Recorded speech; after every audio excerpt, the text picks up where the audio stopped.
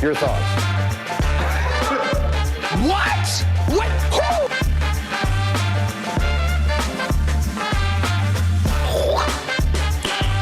Nice.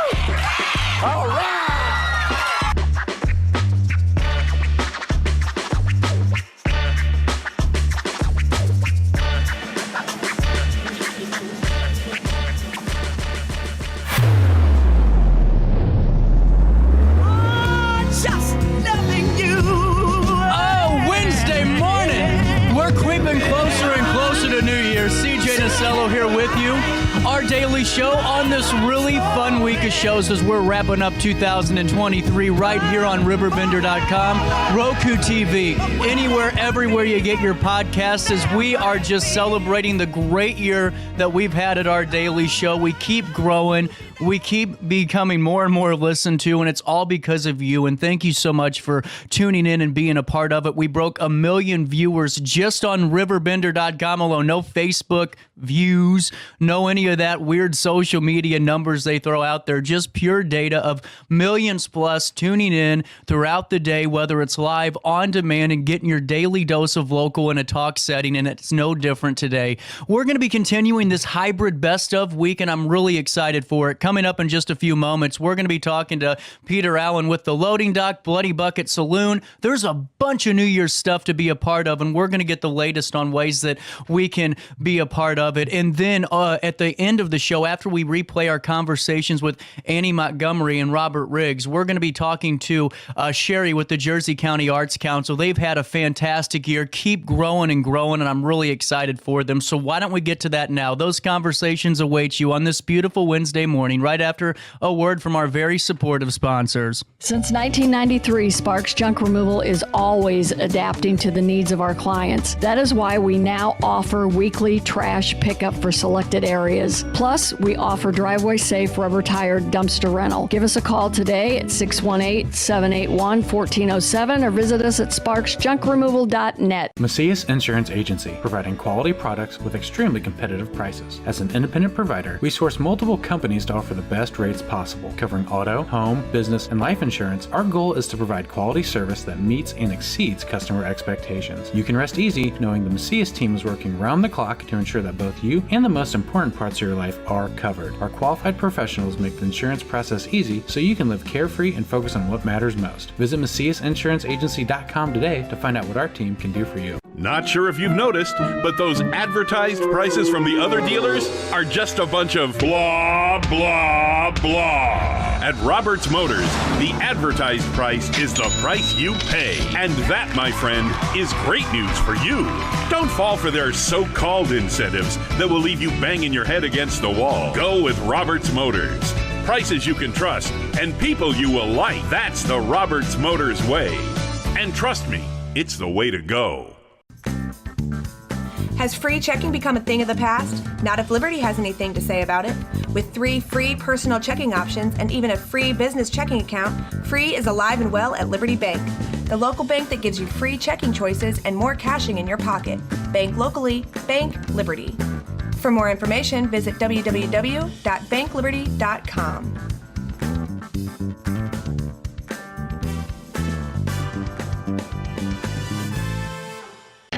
RiverBender Radio has built 3 great new stations just for you in the Riverbend. The Eagle, the Riverbend's classic rock station.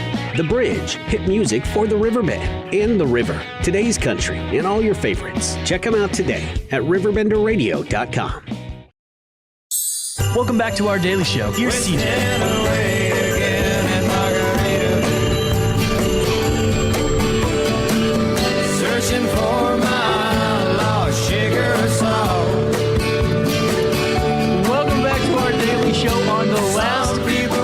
Of 2023, and as far as I'm concerned, there's only one place to be as you're wrapping up the year, and that's over there in Grafton at the Loading Dock and the Holly Jolly Bucket.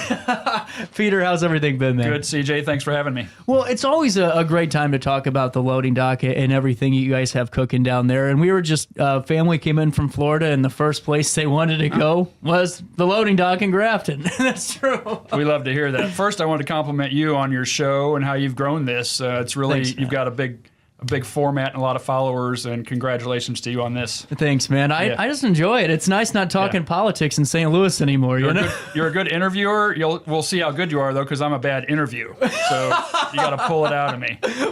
We'll find out in a 20-minute time frame. So loading dock and is ice skating this time of year, and the transition is always tricky, going from the fun outside beach type of thing to a winter ice rink, but we always make it seamless, and it's really been a good first half of the skating season. We go through the month of February, and coming up this week, around Christmas, we're open 7 days a week other than Christmas Day, and it's a lot of fun. It's a lot of families, kids, kind of a lot of traditions starting. I think this is our 9th season with ice skating, which is hard to believe. Well, now, how did that transition come about? When was the decision made of we need to do something in the winter? Right. Well, just every winter, frankly. We've been there since '94, right? So I think we're 30 years old this year, which we got to have a party. That's like, true. Scott Roper has a party every year, and he's like 12. We love Scott, though. So Grafton is a tourist destination, right? And it's usually about the weather that's drawing people up there, the views, and in the winter, it just died down. You know, people would have to lay people off, and sales slump, and we needed something to keep it going. And my dad, Ben Allen, it was his idea to keep something going in the winter, and I was the guy that would say it would never work. Said there's no way this is going to work, but I was wrong, and he was right, as he usually is.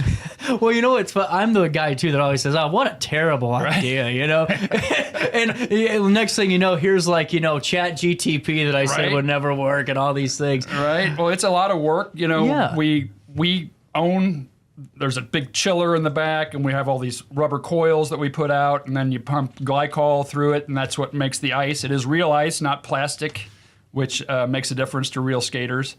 It's probably half the size of a regulation hockey rink. So it's more about kids, and the kids really enjoy it. The little ones and people who have never skated, we use pickle buckets. You can stack to any size, and when it's really busy, all you see is a lot of white pickle buckets going around in a tight circle. So it's fun. Parents like it because it's safe. It's an enclosed area. And there's a heated bar right next door inside the space, so they can go sit there and watch football and watch the kids at the same time. Now, how long does it take to fill that up with all the material and everything? Probably 3 weeks. We have the last. Wow. My mom runs the Riverside Flea Market, and that's April through October. So the last one is the final weekend of October, Sunday. So that Monday we start, and we probably takes 2.5 to 3 weeks because we opened it right before Thanksgiving. So no pressure, but we're always kind of worried, you know, because there's always some repairs that need to be made, and we've gotten good at it, you know, considering we have no construction experience whatsoever. Yeah, well, and that's what I think is cool because, you know, every time you see pictures of the ice rink and you see, you know, multiple generations there, maybe they're not all in the ice rink, but they're there around it and being a part of it and creating memories. And that's what, honestly, what you guys do better than anybody is create a venue where memories are created literally all the time. My sister Betsy, she's got the eye for decorating, and Casey DeMond, Casey Johnson now, she got married, and Afton. They all three of them as a team can decorate a space just as they have done with the bucket. And it's not just about Christmas at the ice rink, but there's pine trees and there's lights, and right now there's Christmas music, and just a good, comfortable feeling. Couches and blankets and pillows and fire pits and kids roasting s'mores, and It's what it's about. You know, it's what it's about. It's kind of comfortable and fun. Well, and you don't have to worry about taking on the traffic on 270 to go to some, downtown location to skate. And even when it's warm, because we're under roof, a lot of the outdoor rinks, like Forest Park, for instance, if it's 60 degrees and sunny, you're skating in water there, which is fine. And that's still, we love that park over there. Right. But just being under roof is a big advantage and keeps the ice from melting too much.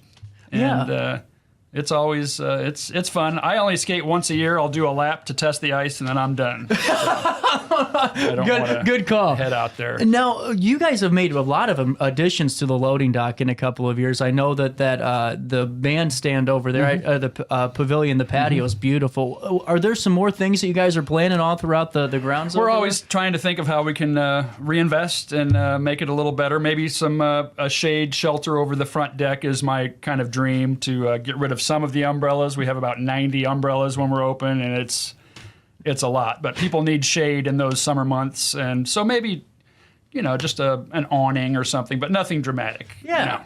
Well, before we get into the shaboozis here, I am looking at a beautiful pack of land shark that is right in front of me here. This is my Christmas gift to you. It kind of reminded me, Jimmy Buffett, of course, passed away recently, and I was amazed at how affected I was by that. I'm driving to work and I heard it, and I think the main reason is for 30 years, I'm hearing Jimmy Buffett at least part of the day. Right. And kind of the experience and his feeling is kind of what's guided us, the Key West theme. And every time I go on vacation, I try to say, well, I'm doing research, trying to make it feel, even though we're on the muddy Mississippi, a lot of times people say they feel like they're on vacation when they're at the loading dock, and that's our goal. Well, you do it, and 100% over, because when you're out there, especially when it's in the summer months, you don't feel like you're in the middle of the country. I mean, you just don't. And really, when it's really busy there, and we have seating for over 800 now, and when it's fully occupied and it's really busy, I don't know anybody in there. Honestly, I might see a few familiar faces, but they're all traveling from a distance to get there, and we're always grateful, and we try to treat them as guests that have worked to get to us, and we're grateful for it. Well, and too, it's such a huge thing that people don't realize is the drawing power that comes with that, is the benefit that the rest of the village or the township, or in this case Grafton, experiences, because I mean, you see it right when they're at the loading dock. That's the checkpoint, but then we're going away. They check in generally there, and certainly spread out throughout town, and the whole town has really evolved in these last 10 years in a real positive way. The Grafton Chamber of Commerce has done a great job, and the other business owners in upping their ante, and with Aries and the Grafton Pub and Third Shoot and Drifters. We've got antique stores, Harrison's Antiques. Naughty by Nature is a great retail wood space. You can get anything you want there. Well, I love the aesthetical appearance or upgrades that are coming in terms of that monument too that's getting put in. I think that's going to be amazing. Yeah, I think kind of the dream is at least to make it feel like a national park, and maybe someday the Department of Interior comes in and said, yes, you're going to be a national park. But I think per capita, Grafton has more veterans than any city in the state of Illinois, which is interesting. Yeah. And our mayor is a veteran, and so it was kind of his idea, and we've jumped behind it with a small donation, and we're trying to keep it going. And yeah, that could, and a little selfish because it could be a huge draw. Yeah. Actually, anything we can do to draw people up that pretty river road. I'm telling you what, and that's why I think it's so cool to see all the developments, because it's not just, with what you're doing in the bar and the restaurants or locations, it's all throughout it, but you have to live to be the tide, and the loading dock has been the tide for decades to keep, all the morale up, in my opinion. I do. We're proud of it. It's a lot of work, but you never get it perfect. No. And that's the thing that's and I've got a number of friends in the business. In fact, interestingly, I'm class of 82 Alton High. So we got Scott Roper of the Beagle. We got Paul Ventimiglia of Tony's. Myself. Who else is class of 82? I think Insane Wayne from Drifters. Ralph Smith with Chef Bob's. All these guys, all of us in the same class have gotten into this service industry, which is, it's so hard. But it's so rewarding when you get it right. 100% over. And before we take a quick pause, I want to start talking about one of the events that's coming up, which I think is great. We were talking about this on the way down. This is the New Year's Eve balloon drop. And now this is a recurring staple of this. Comes back every year, doesn't it? Yes. So the balloon drop is at 8 o'clock over the ice. And the fireworks in Grafton are at 10 o'clock. So it's all about the kids up there, so 8 o'clock is perfect. 9 o'clock, they can head home, or they can stick around until the fireworks at 10 o'clock. But yeah, everybody that's in Grafton is driving a ways to get there, so go home or go to Alton, go to Cat Daddy's. get closer to home. There you go. And then, coming to see CJ over at Johnson's at the corner there and buying a beer. With that being said, I wanted to fill everyone in. Now, the full menu and bar is available at the rink, correct? Correct. Inside, or we have the restaurant open inside. The doors are down and the glasses, you can see the river from in there. Yeah, full menu, both places. And the rink will be open from noon that day until 10 p.m. So if you can't make it for the balloon drop, you can still get down there and hang out for a few minutes and have some fun. New Year's Eve is awesome. New Year's Day is always a big day. Christmas Eve, where I think we're open noon to 5, and then go home to your families. Closed Christmas Day, thankfully, and moving right along. Yeah, it'll be springtime before you know it. There you go. You have a moment to stick around? Yes, sir. I got to pay a quick bill. We'll come back with this fantastic conversation right after this in the heart of the 618. Since 1993, Sparks Junk Removal is always adapting to the needs of our clients. That is why we now offer weekly trash pickup for selected areas. Plus, we offer driveway-safe rubber-tired dumpster rental. Give us a call today at 618-781-1407 or visit us at sparksjunkremoval.net.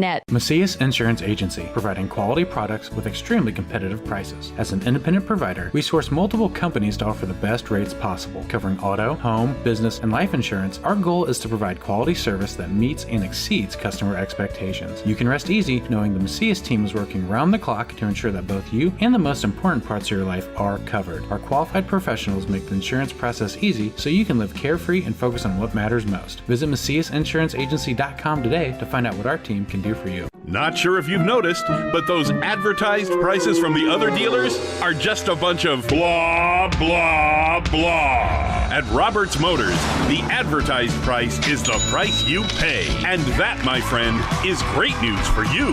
Don't fall for their so-called incentives that will leave you banging your head against the wall. Go with Roberts Motors. Prices you can trust and people you will like. That's the Roberts Motors way. And trust me, it's the way to go.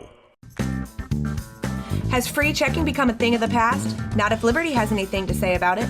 With 3 free personal checking options and even a free business checking account, free is alive and well at Liberty Bank, the local bank that gives you free checking choices and more cashing in your pocket.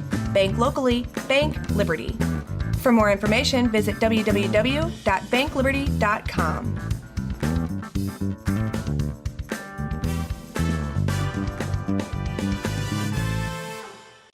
RiverBender Radio has built 3 great new stations just for you in the Riverbend. The Eagle, the Riverbend's classic rock station.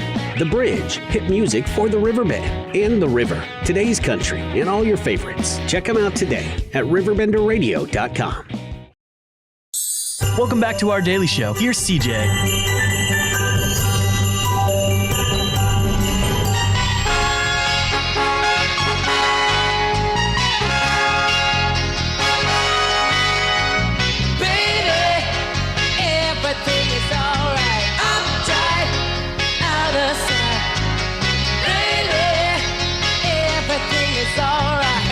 Uptight in this studio. Stevie Wonder just can't see it. That's the problem.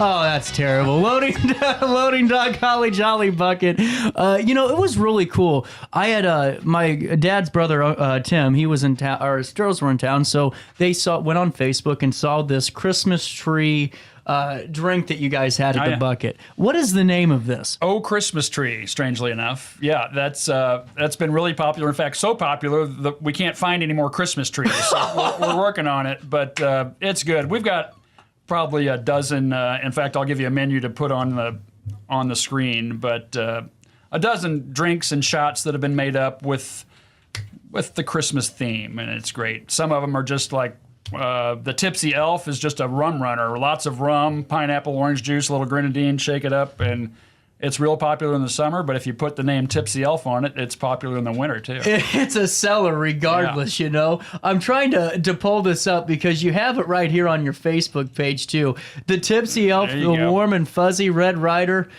Here, let me pause this. Let's see if I can zoom in, We're a little on the fly stuff today. I like that. Hold on, let's see. Oh. We're paused. We're paused, but Good. that's okay. You're good. Yeah, you You'll can figure see it it. Warm and Fuzzy, the Red Rider, which I think is friggin' awesome. Yep. That's a great, homage to, I think, the best Christmas movie of all time. Yes. The Night. Now, which one's your favorite out of all the list?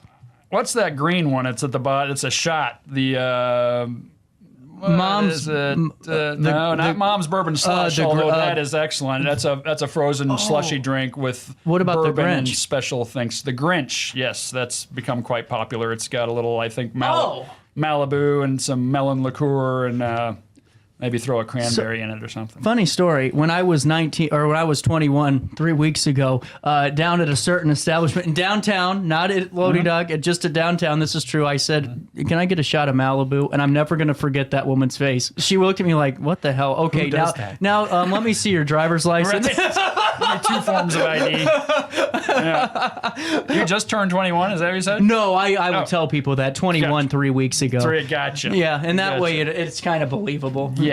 If you talk fast Well, enough. But yeah, I was gonna say you have to go to Fast Eddie's to get your T-shirt. I have 4. Yeah. No. With that being said, I think it's really cool how creative this is, man, because Christmas, I mean, you can make it what you want of it. And Bloody Bucket and Loading Dock are always going to be there, and we know they're going to be there. But for you guys to get behind it, really have fun with it every year, and do things like this to where you're having, the Holly Jolly Bucket, and then I'm looking at the SantaCon, which Right. the photo was my gosh. freaking awesome. SantaCon was awesome. How many people were a part of that? They give out wristbands, and they gave out 800 of them. So there was a good 700 plus in the warehouse at the ice rink at 6 o'clock. That's become the tradition. We take the great shot, and I'll try to get that to you too. But I get up on a 20-foot ladder, which is sketchy, and take the shot. But it was big. Well, and Yeah. I just love it because for you guys to, and all of you in Grafton really, but for you, for Loading Dock Bloody Bucket to really be a summer establishment for years, but then to say, you know what, let's do this and let's make sure we're community-wide events. Following SantaCon, we had the Christmas parade, Yeah. and then the Grafton Chamber of Commerce just had their big dinner at Marquette State Park, and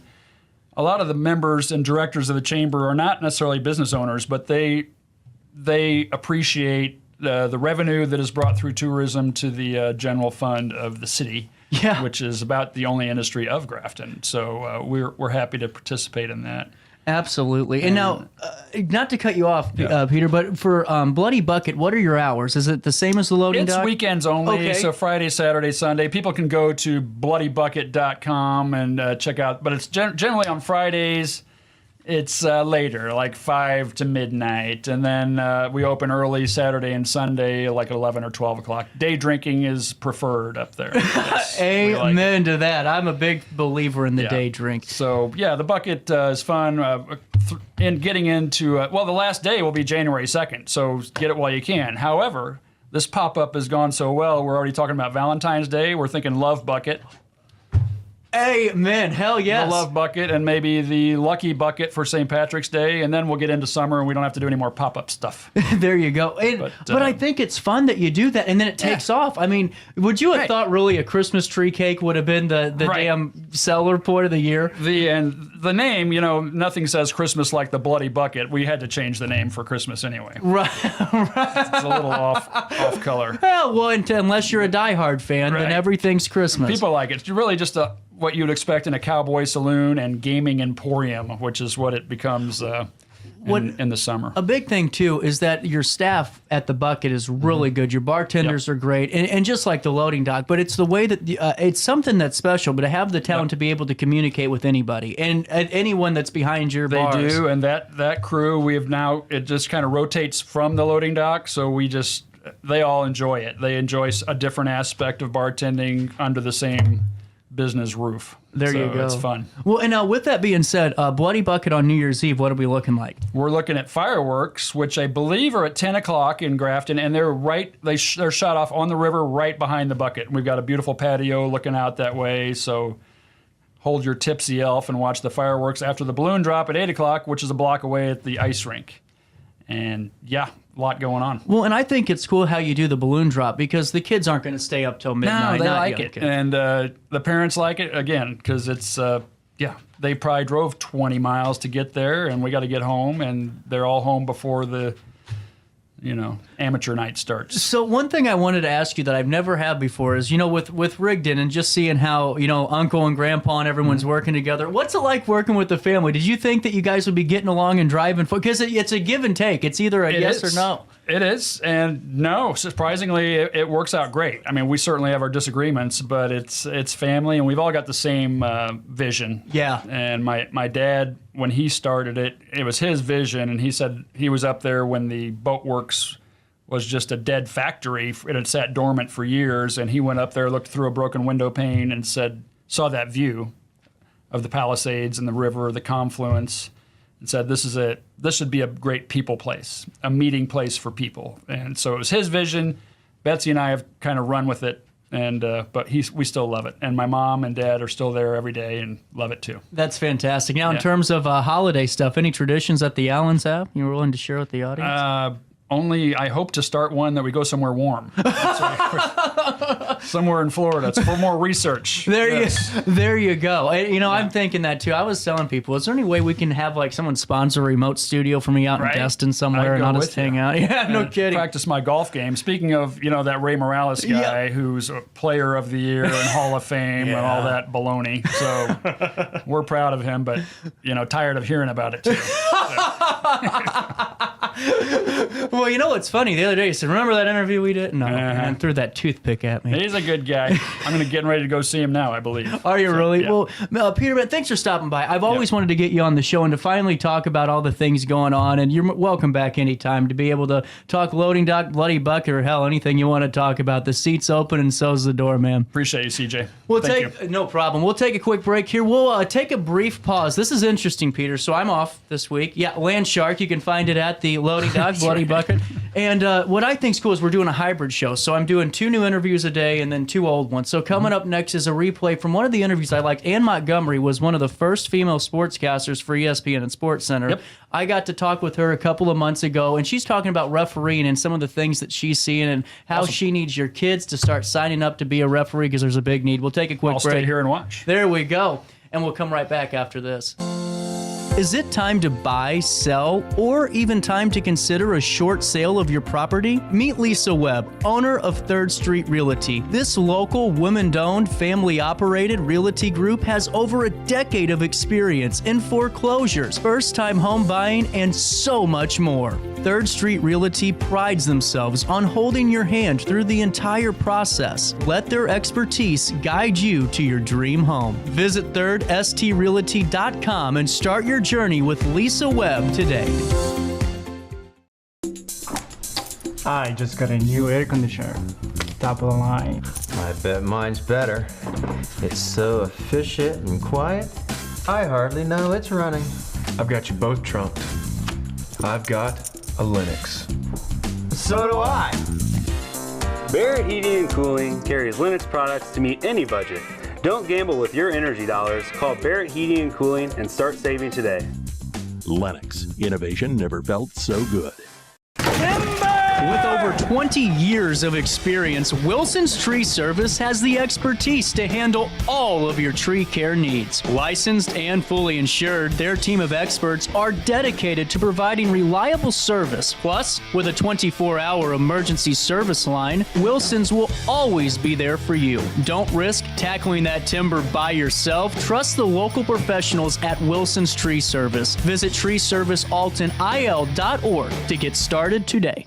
Welcome to Evergreen Place, a community that embodies joyful living, independence, and financial freedom for seniors. If you're looking for a full day of activities or to relax in your apartment, we have you covered. Located on the Alton Memorial Campus. To know us is to love us. Experience the difference at Evergreen Place.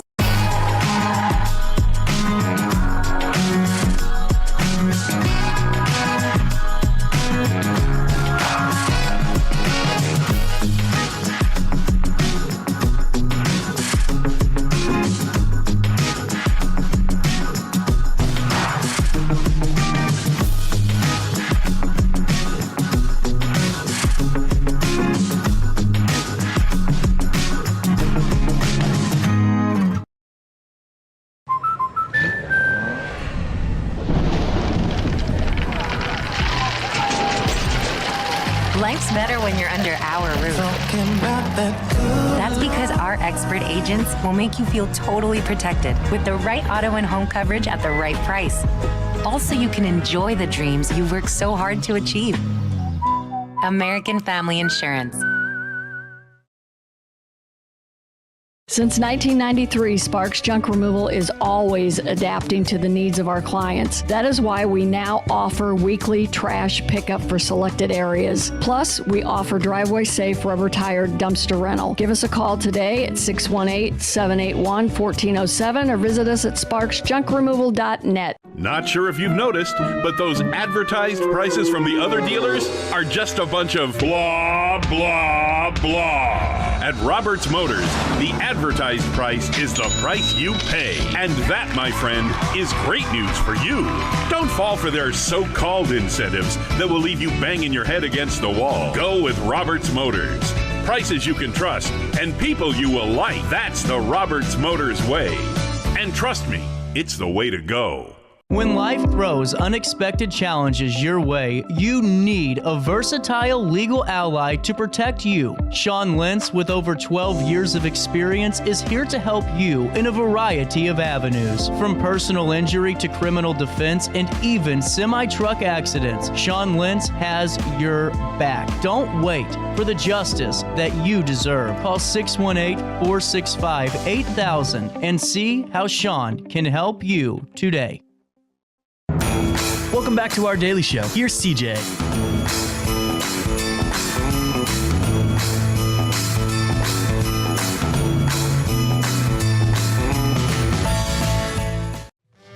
Right around 10:35 on a Monday morning in downtown Alton, joining us via Zoom, one of the many opportunities we get to go kind of bring a regional approach, a national approach right here to downtown Alton in the St. Louis area, and that's Annie Montgomery. Worked a lot in television, one of the first female sportscasters actually for ESPN, correct, Annie? And I just think it's so cool that you're here with us. Well, thank you for inviting me, CJ. I was one of the first. I was not the first. Gail Gardner was the first, but I was one of the first couple of women there. Well, and you just had a really an impressive career and done a lot of really cool things. And now at this point in the game, how are you feeling, and how has the career as a whole looked for you? Well, it was a roller coaster of a ride. I am retired from all of my careers at this point, except I am an author. So that's what I do. But, you know, when I wanted to be a sportscaster in the 1970s, there weren't women sportscasters anywhere. There might have been one or two regionally, but I'd never seen any. So when I went to my mother and when she said, "What do you want to be when you grow up?" And I said, "I want to be a sportscaster," she looked at me and she said, "Don't be ridiculous. I'm trying to have a serious conversation with you." But I did want to be one. I'd worked with the radio station, an in-house radio station in high school. And one day I was handed a hockey note to read. It's because I worked with the hockey team. And I read that announcement and I went, that was kind of cool. I enjoyed it. So the next day I went in, I took all the sports announcements to read. And all the guys got mad at me and they said, "You can't read those. You're a girl." And I was like, well, why not? Why can't I read the sports stories? And our teacher came and he goes, "If Annie wants to read the sports stories, she can read them. Move on. We need to get the show going." So I started doing all the sports. All the people in school started handing me their sports announcements and I loved it. So it was easy for me to say I want to be a sportscaster. What I didn't notice was that there just simply weren't women doing those jobs back then. I went to college, got a degree. All my professors said, "You will never be a sportscaster. You're a woman." Got out of college. Nobody would interview me. And a very strange thing happened one night. I ended up going to a Washington Capitals game. And there was a man with my aunt who I was with, and he was an amateur ice hockey official. And he was bemoaning the fact there simply weren't enough sports officials, just like today. There aren't enough sports officials. And my aunt went, "Oh, Annie can skate. Why don't you be a referee?" And I went, "Okay, I'll go be a referee." So I read the rule book and I took the test and I went out there in my very first game and I'm doing 5-year-old hockey kids. You've probably seen them in their little jerseys hanging down to their knees, leaning on their little sawed-off sticks. What I didn't understand was I'd spent my life on figure skates and I'd never been on hockey skates till that moment. And I don't know if you've ever been on hockey skates, but do you know the difference between figure skates and hockey skates? Now, are figure skates a little bit thinner? Is that what it is? No, they have toe picks. Oh. And I grew up, I was an ice dancer and I grew up with toe picks, and I was a bad skater, very mediocre, but I was lazy. So you use your toe picks generally to land jumps and things like that. But I usually would dig them into the ice to stand up because I was lazy. And I went to take my first face off and I fell. And I'm lying on the ice and 5-year-olds are looking down at me. I'm like, crap. And so I tried to get up and I kept falling down because I had no toe picks. And I don't remember the rest of the game at all. But on my drive home, I realized that I'd never played the 5 main team spectator sports: football, baseball, ice hockey, soccer, and basketball. Mm-hmm. And because of that, I really didn't know what the games were all about. So how could I be a good sportscaster? So I decided then and there on that drive home that I would become certified in the 5 main team spectator sports: football, baseball, ice hockey, soccer, and basketball. I do that for 5 years, and some forward-thinking news director might give me a job. And that's exactly what happened. Wow. I ended up officiating. I ended up working for 5 TV stations, including, as you mentioned, ESPN, because of my background as a sports official. The ironic thing is I never quit officiating until 2019. So I officiated for 40 years, primarily baseball and football. And that was my other vocation. And both of those jobs it was hard because I was always the only woman. So it was a struggle all those years, but I ended up loving officiating. Quite honestly, I miss that more than I miss being on TV. Well, and, I think it's there's so many correlating factors and so many tie-ins from, being in sports, being in media, being in broadcasting, because you always have to find a way to improve and find a way to, evolve yourself, evolve your career. But I want to go back to the officiating aspect because, I happen to be an official myself. And what do you do? I did soccer for a long time, and I understand. Oh my goodness, there was times, Annie, where I'm sitting there, even for Park and Rec, and the parents are more into it than the kids, and you're kind of ducking your head, going, "Wait a minute, this is for fun." What are we doing? I gotta ask. Oh, sorry. No, I was just gonna say I've had my tires knifed after a 14-year-old baseball game. I've been spit on. I've had police escorts to my cars. People do not understand. We get one look at it. They think it's like the NFL where there are 9 cameras and we all get, high school football. Isn't there instant replay? No, there's not. We get one look.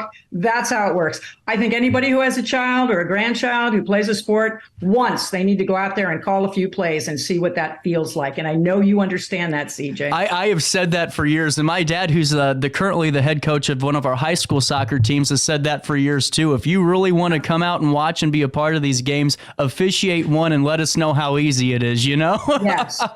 And Andy, this is a really interesting topic because I couldn't imagine being in a position to where everyone's kind of looking at you going, now, why in the hell would you think that that's okay to go and do sports? Or why do you think you can be an official? What was your thought of keeping yourself centered and going, you know what, this is exactly what I'm going to do?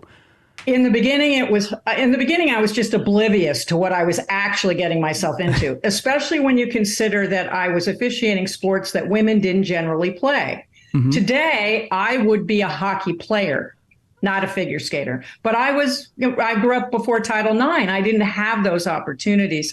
So when I went out there on a baseball field or a football field, they were like, "You don't belong there. You're a woman." And honestly, I had an officiating commissioner who came to me one day and said, "It's really too bad you don't do softball and basketball and girls basketball because you might get somewhere," intimating that because I liked football and baseball, I was never going to get anywhere as far as the state championship. And that's what happened.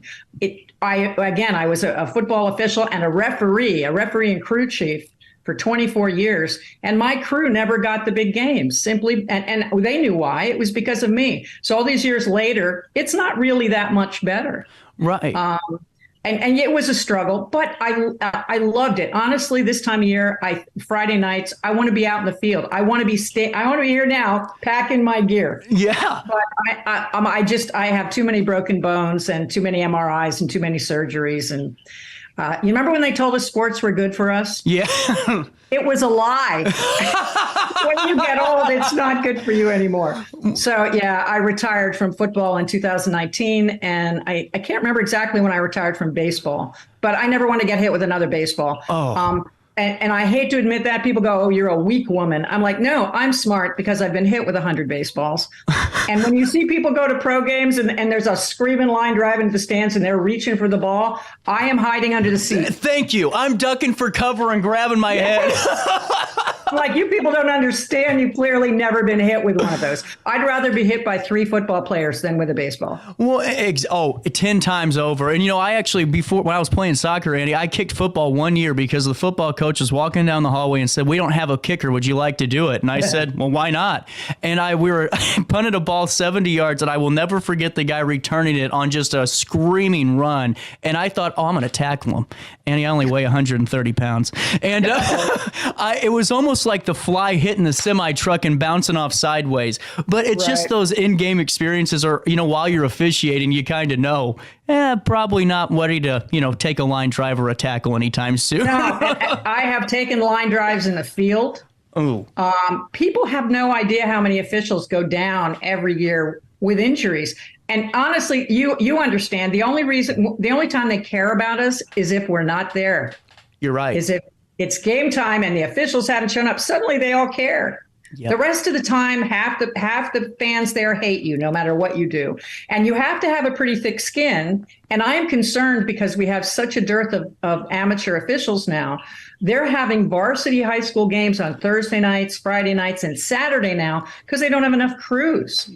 You're right. And the reason is, there are multiple reasons. One of which is young people who played sports and got participation trophies, never got their feelings hurt. They can't handle it. You're right. They go out there and their skin is way too thin to be officials. The other problem is when I used to make a bad call, I made a bad call, it was over. Now it's on the internet. Yep. And they say who you are and where you live. And it's very problematic. Young officials quit within the first 3 years now. You're right. And I don't know. I think at some point we're not going to have games. I mean, I've worked games where not enough officials have shown up to do a safe game. And I hate officiating like one umpire at a baseball game. And they're yelling at me on it. Was it a catch in the outfield? I'm like, I don't know. I'm doing the best I can here. So I think people need to understand, if they want their kids to play sports, they need to figure out how to recruit and retain and maybe be nice to officials. You're absolutely right. And I completely agree with you. And, on top of that, too, going back to, kind of, again, where I was first talking about with those kind of correlating factors is, again, with that, kind of having that thin skin, that it's not going to get you far being an official or in media. Yeah, you can't take things personally, though. I'm not going to tell you I haven't come home and gotten upset. Oh, I bet. Because I have. But they never saw me cry.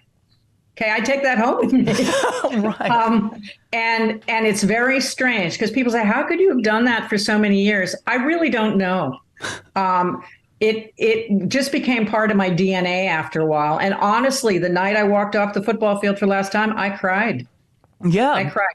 And I missed that more than TV or reporting. And then I was a teacher for 20 years. And while that was the hardest job I ever had, I don't miss that as much as being a referee. I don't. Well, and whenever you're talking about, you just hit it right on that, the shortage of referees. And here in Illinois, we have that same issue, both at the club levels and high school.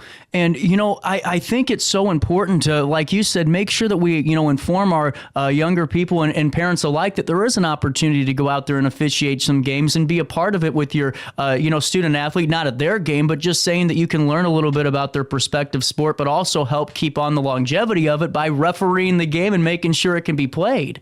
Yes, and how about kids coming right out of high school who'd like to make some money? Yep. And want to stay in the game? Because most kids who play high school sports are never playing organized athletics again. They're never going to do it. Yep. But if you want to stay in the game, you'll make decent money now. It wasn't great money when I was doing it, but the money's pretty good now because they're so desperate. You're a young person. You want to stay in the game. What a great thing to do. And here is part of the problem. I have the answer to the officiating problem. The officiating groups are not recruiting women. Agreed. They're recruiting girls to do girls sports, but they're not in football. The problem, you've got to have 5, 6 people out there to do a varsity game, maybe 7 in some states.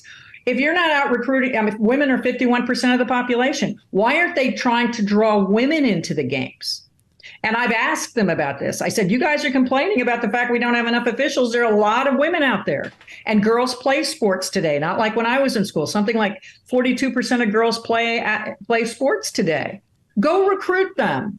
It might solve the problem, but they don't really seem to want to do that. Well, and I completely agree. And it's one of those things, too, where I've said it here in the state of Illinois where they go, we don't have referees. We don't have referees. I said, I can't tell you the last time I remember seeing any posting about being an official anywhere, any type of segment on anything. There's no really call to action to really get those referees. It's just kind of an open discussion here instead of more of a targeted approach.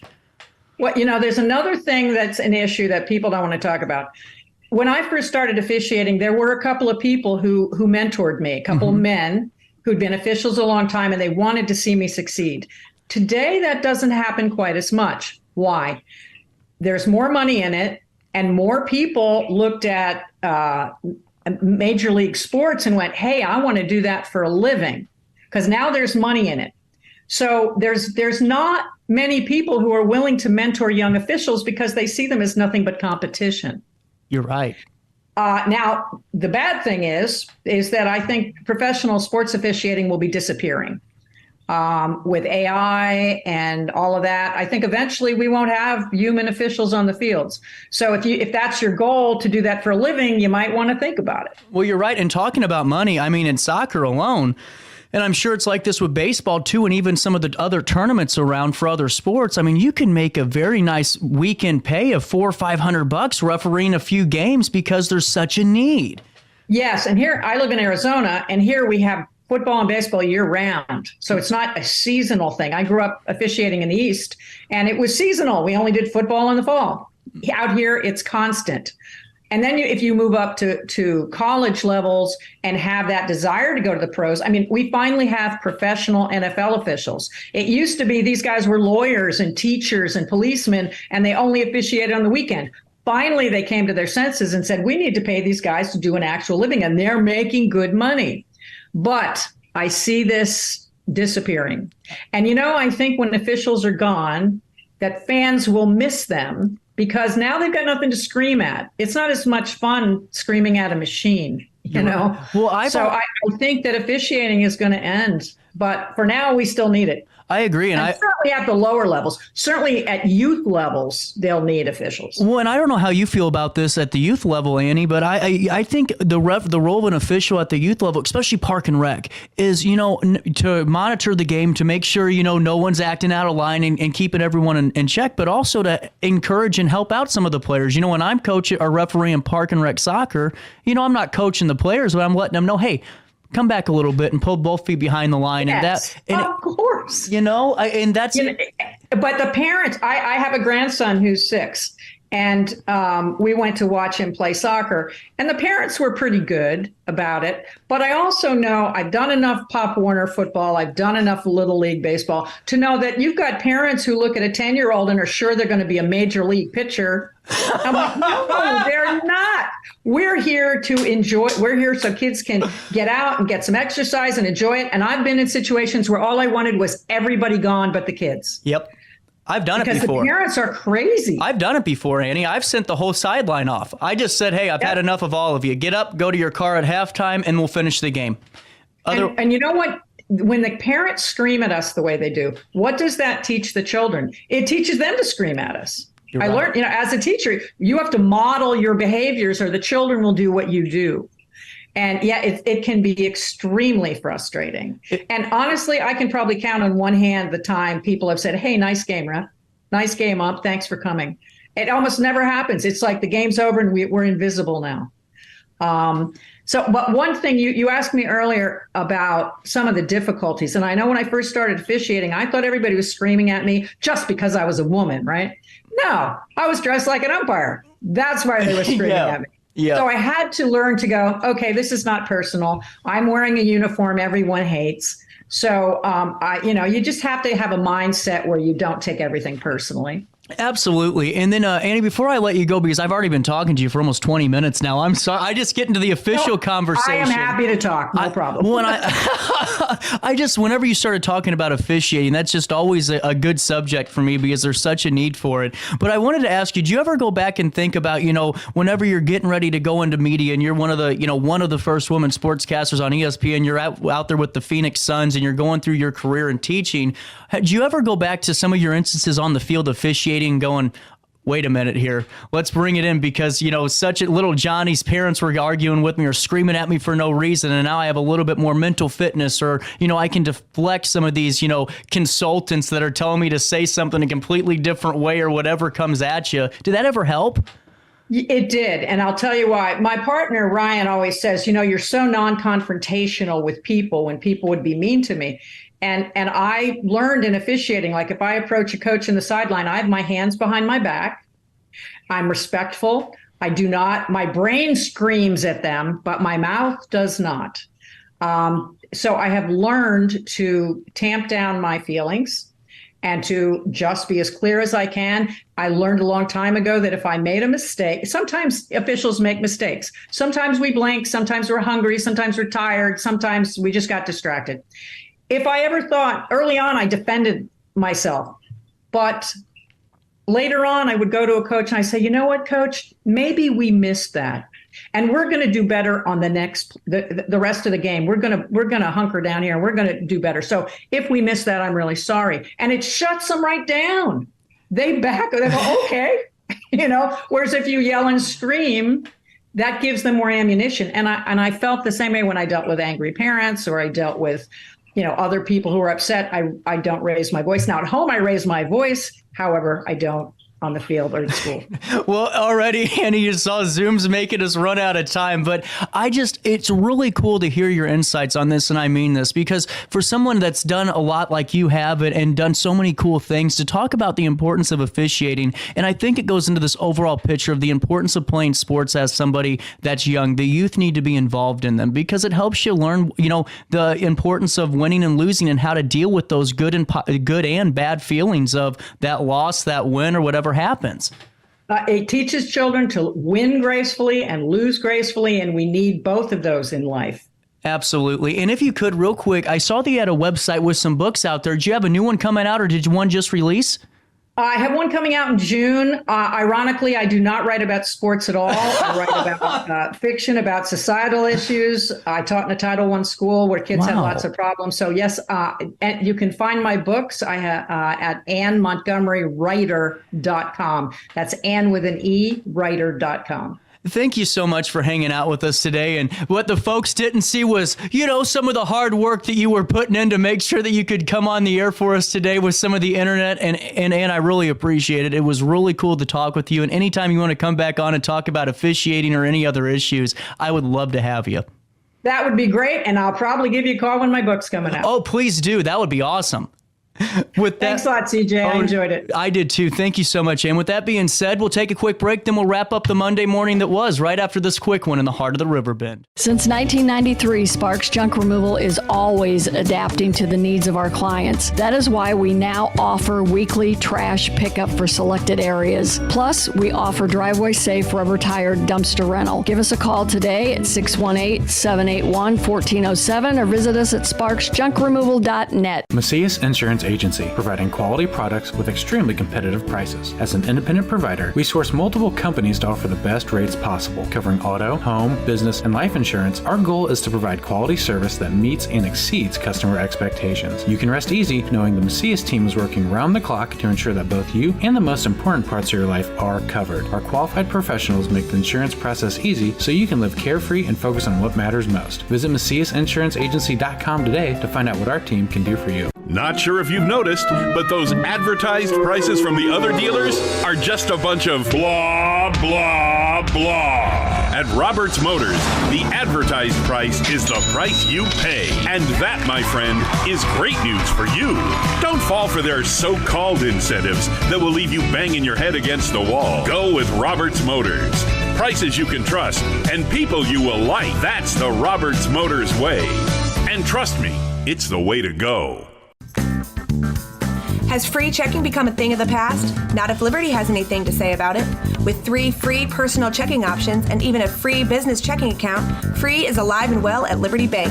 The local bank that gives you free checking choices and more cashing in your pocket. Bank locally, bank Liberty. For more information, visit www.bankliberty.com.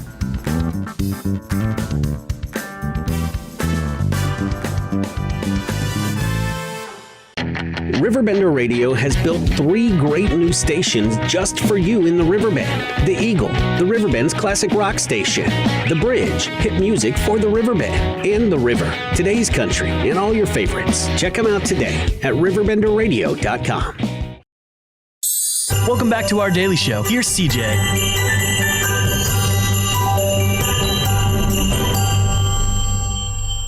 Daily Show with CJ Nasello on RiverBender.com. Right around 10:30 on this beautiful Wednesday morning, the 11th day of October in the heart of the 618.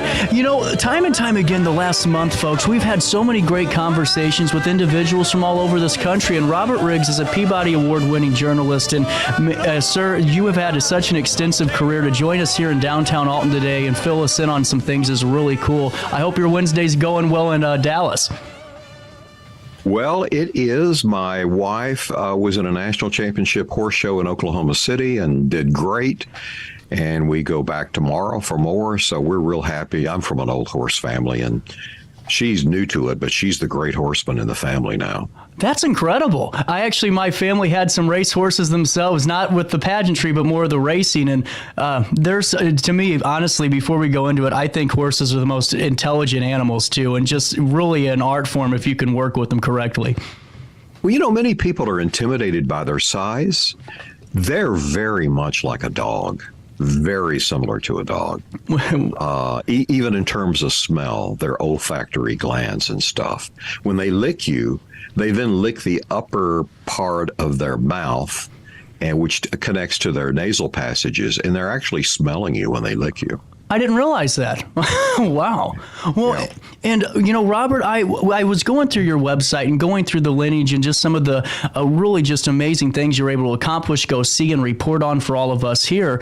And, you know, I figured with all the, you know, just terrible acts being committed in Israel and all that's going on right now, I figured just to start and ask you about your time covering some of these conflicts that you did cover, including the Iraq War, the Gulf War, and, you know, go on the list. I was curious to know your time and how that came about, how you found yourself, you know, reporting coverage and documenting it on the front line.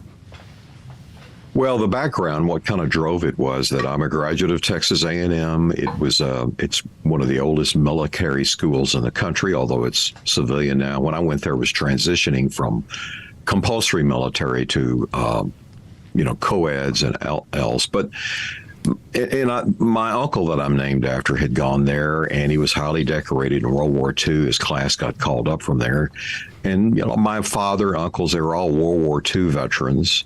And so, you know, there was that interest. You know, you always kind of, Dad, what'd you do during the war? My grandfather served in World War II along with my father. Then out of there, I ended up working in Congress, and I ended up as a staffer on a defense committee, one of the defense committees there. And you went to military schools related to that. And again, it just kind of fed that interest. And so then when I became a correspondent, and I was covering the Reagan White House and the George H.W. Bush White House, and in that time period covering the Pentagon and Capitol Hill. Well, President Reagan had his 600-ship Navy going and the buildup, and, you know, he believed in peace through strength. That was one of his mottos. And so, you know, it was during that that I was covering those things. I had, at that time frame, I covered briefly the Contra War in Nicaragua. That was a proxy war between the U.S. and the Soviets. Nicaragua had a communist socialist regime and still do. Then I did Gulf War I. I was embedded with 1st Cav out of Fort Hood. And then when it came around to 2003, at that point I'd left the media. And but I the management team I'd worked for had taken over a CBS station, and they wanted me to come there and be part of the CBS station group, where your stuff would appear around the country. And I said, I have one condition. We're going to go to war in Iraq, and I want to do it. And so that took me there. Wow. After that experience, I was embedded with a unit, but after it, my producer and I decided, look, we really want to dig into terrorism. And interestingly, before the war, I had done some terrorism reporting with Osama bin Laden and all that back in like 1998. Wow. And so we really dug in. We started a very, very popular blog, and about it.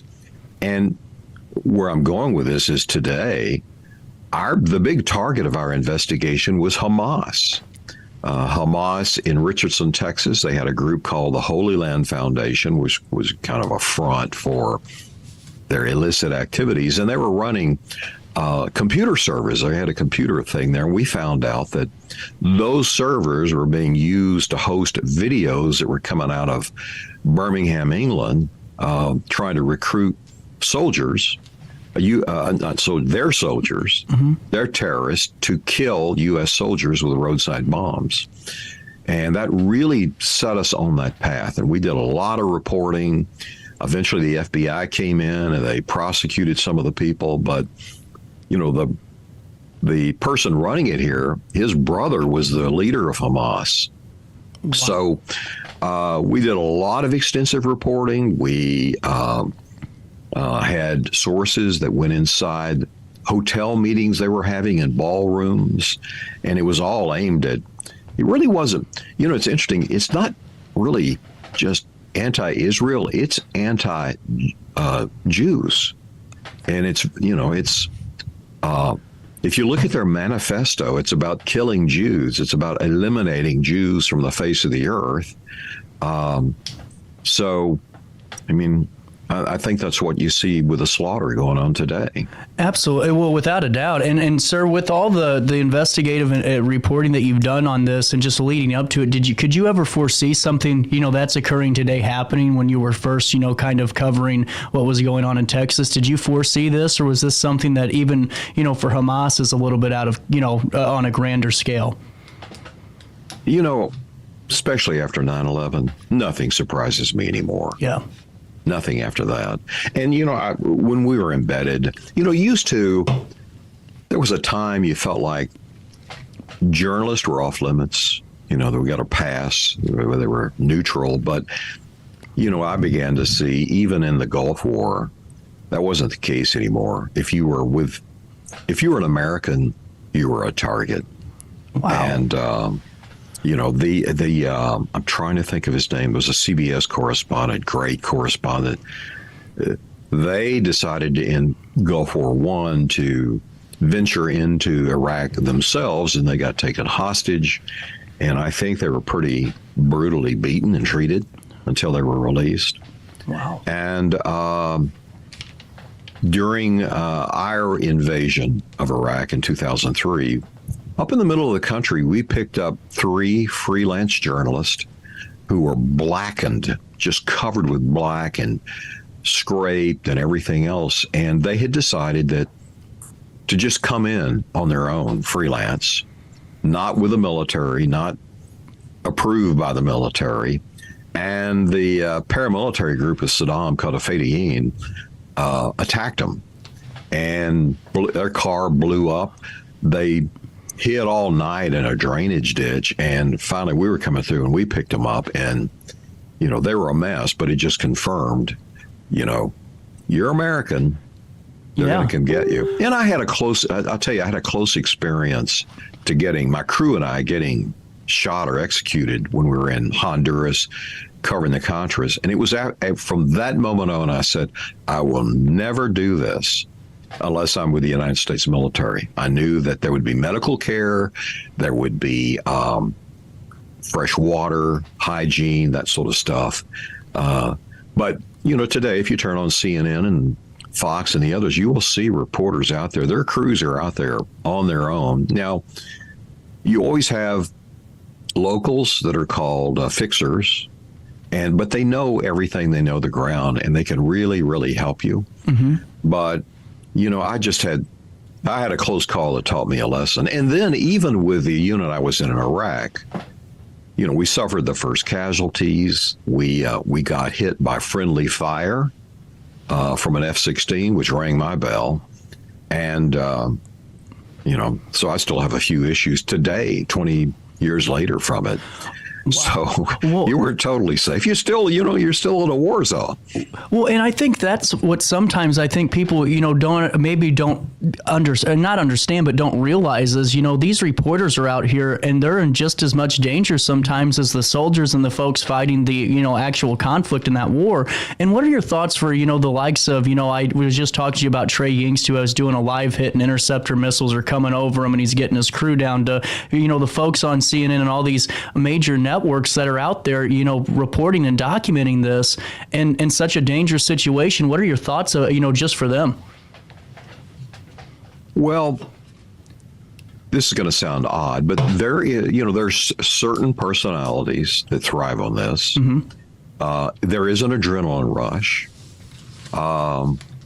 It's the best of times and the worst of times if you're embedded, and because when you're embedded, you get to know the soldiers in the unit. I mean, you know them as people. It's not just like if you're covering a car wreck and it's some anonymous person killed on the side of the road. And that hits you hard. But, it's best of times, worst of times. There is when we went to Iraq, the three of us, we were all older guys. We'd seen a lot. My producer had been on the West Bank and been in violence. My cameraman, Billy Sexton, he had been a Marine combat photographer in Gulf War I. And then, you heard what I'd done. I'd been Gulf War I and the Contras. And so we had seen it. And it was so interesting. We were in this unit. We were the oldest people in the unit, older than the battalion commander. And with the exception of a new person they had sent over, we're the only ones that had been in combat and seen things. And they'd sent a great guy over from the 82nd Airborne. He was a command sergeant major named Kevin, Kevin McCarthy. Anyways, he was a soldier, and he'd been in combat. Mm-hmm. And we were with a Patriot missile unit, and usually they were back at the rear. They weren't this time, but they were techies, and they didn't really think of themselves as infantrymen. Unlike the Marines, the Marines is interesting. Everybody in the Marines, if you're a cook, a medic, no matter what you are, your first job, you're considered a rifleman first. Mm-hmm. So that's kind of their mentality, their ethos. But in the unit we were in, it wasn't. And so this command sergeant major had come over from, I believe, the 82nd Airborne to kind of instill the discipline and all for the fight. And they really weren't heavily armed.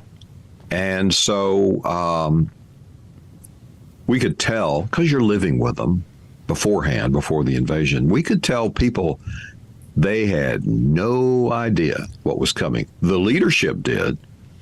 Some of the officers did.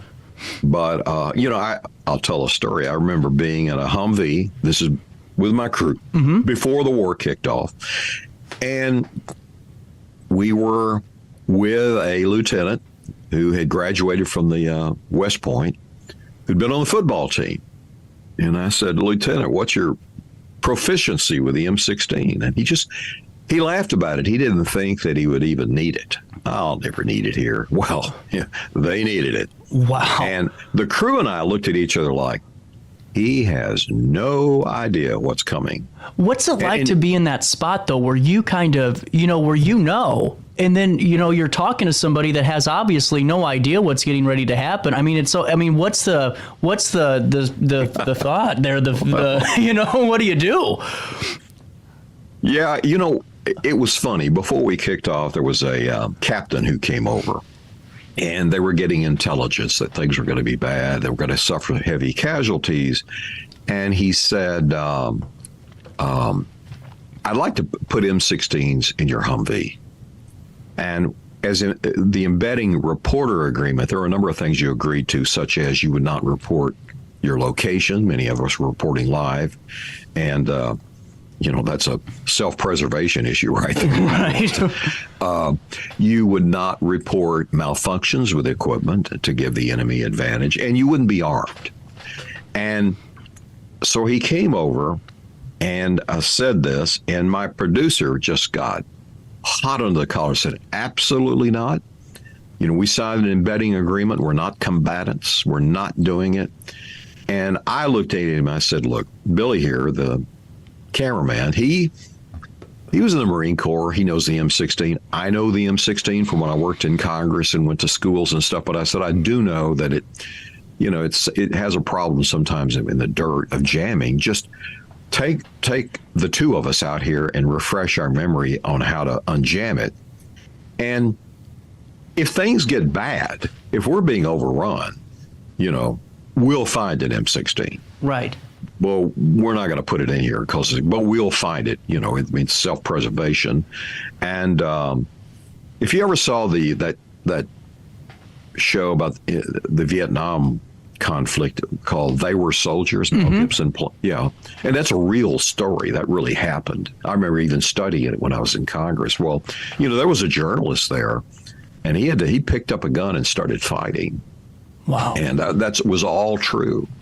But it was like, if you didn't do it, you weren't going to leave there alive. So, we did that. And then after getting ambushed all night on a road and stuff, and the next morning, my producer said, hey, take me over here and show me how to use that.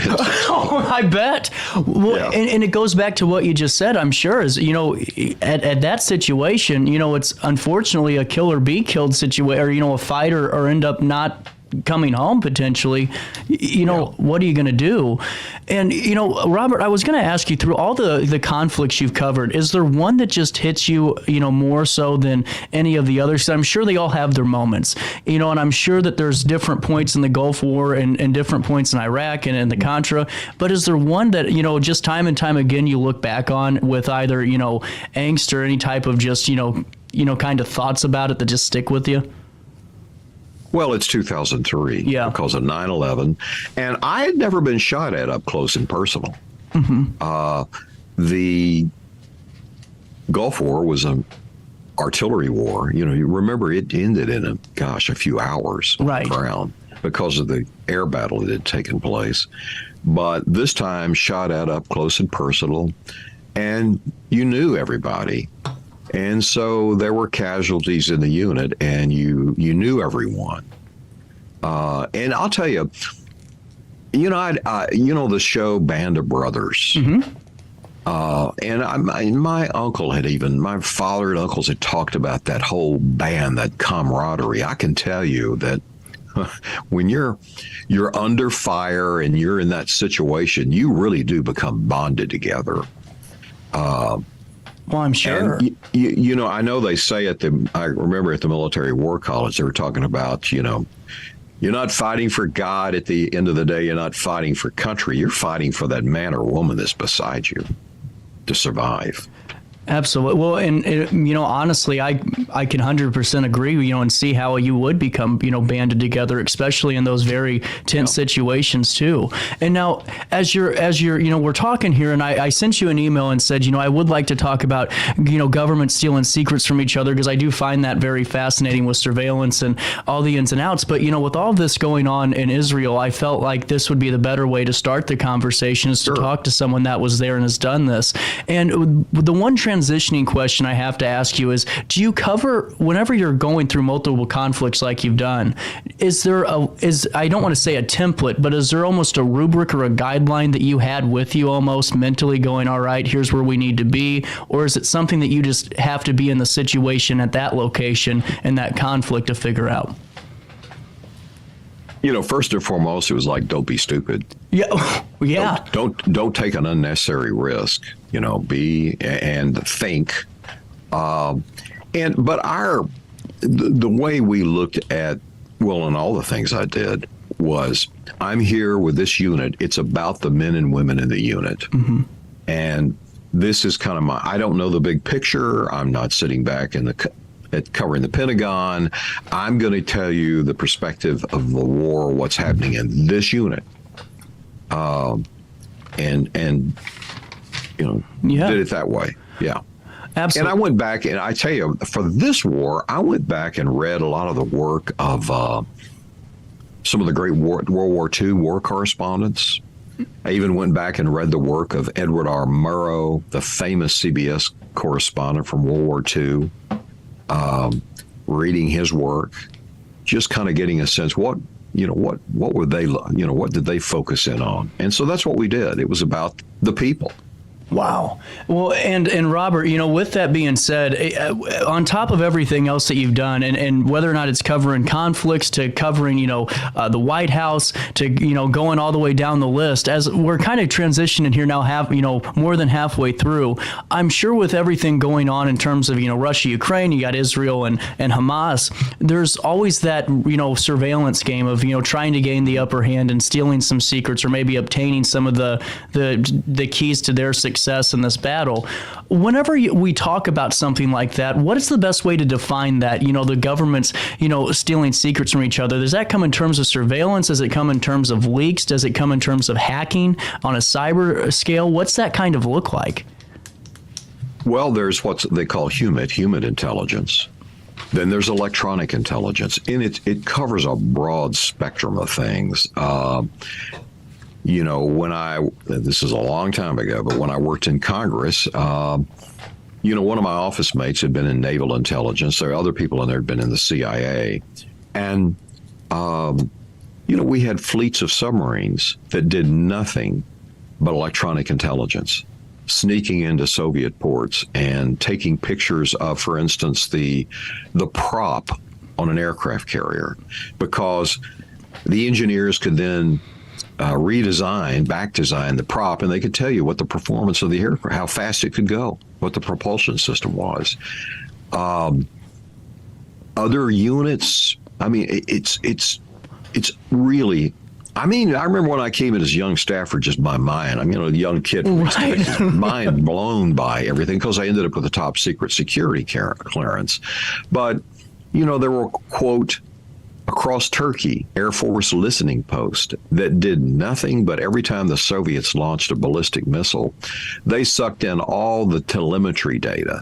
That's the electronic data going from the missile to the ground and from the ground to the missile. And it would be analyzed to determine, what's the weight of it? What could be the weight of the warhead? How fast does it go? Where can it go?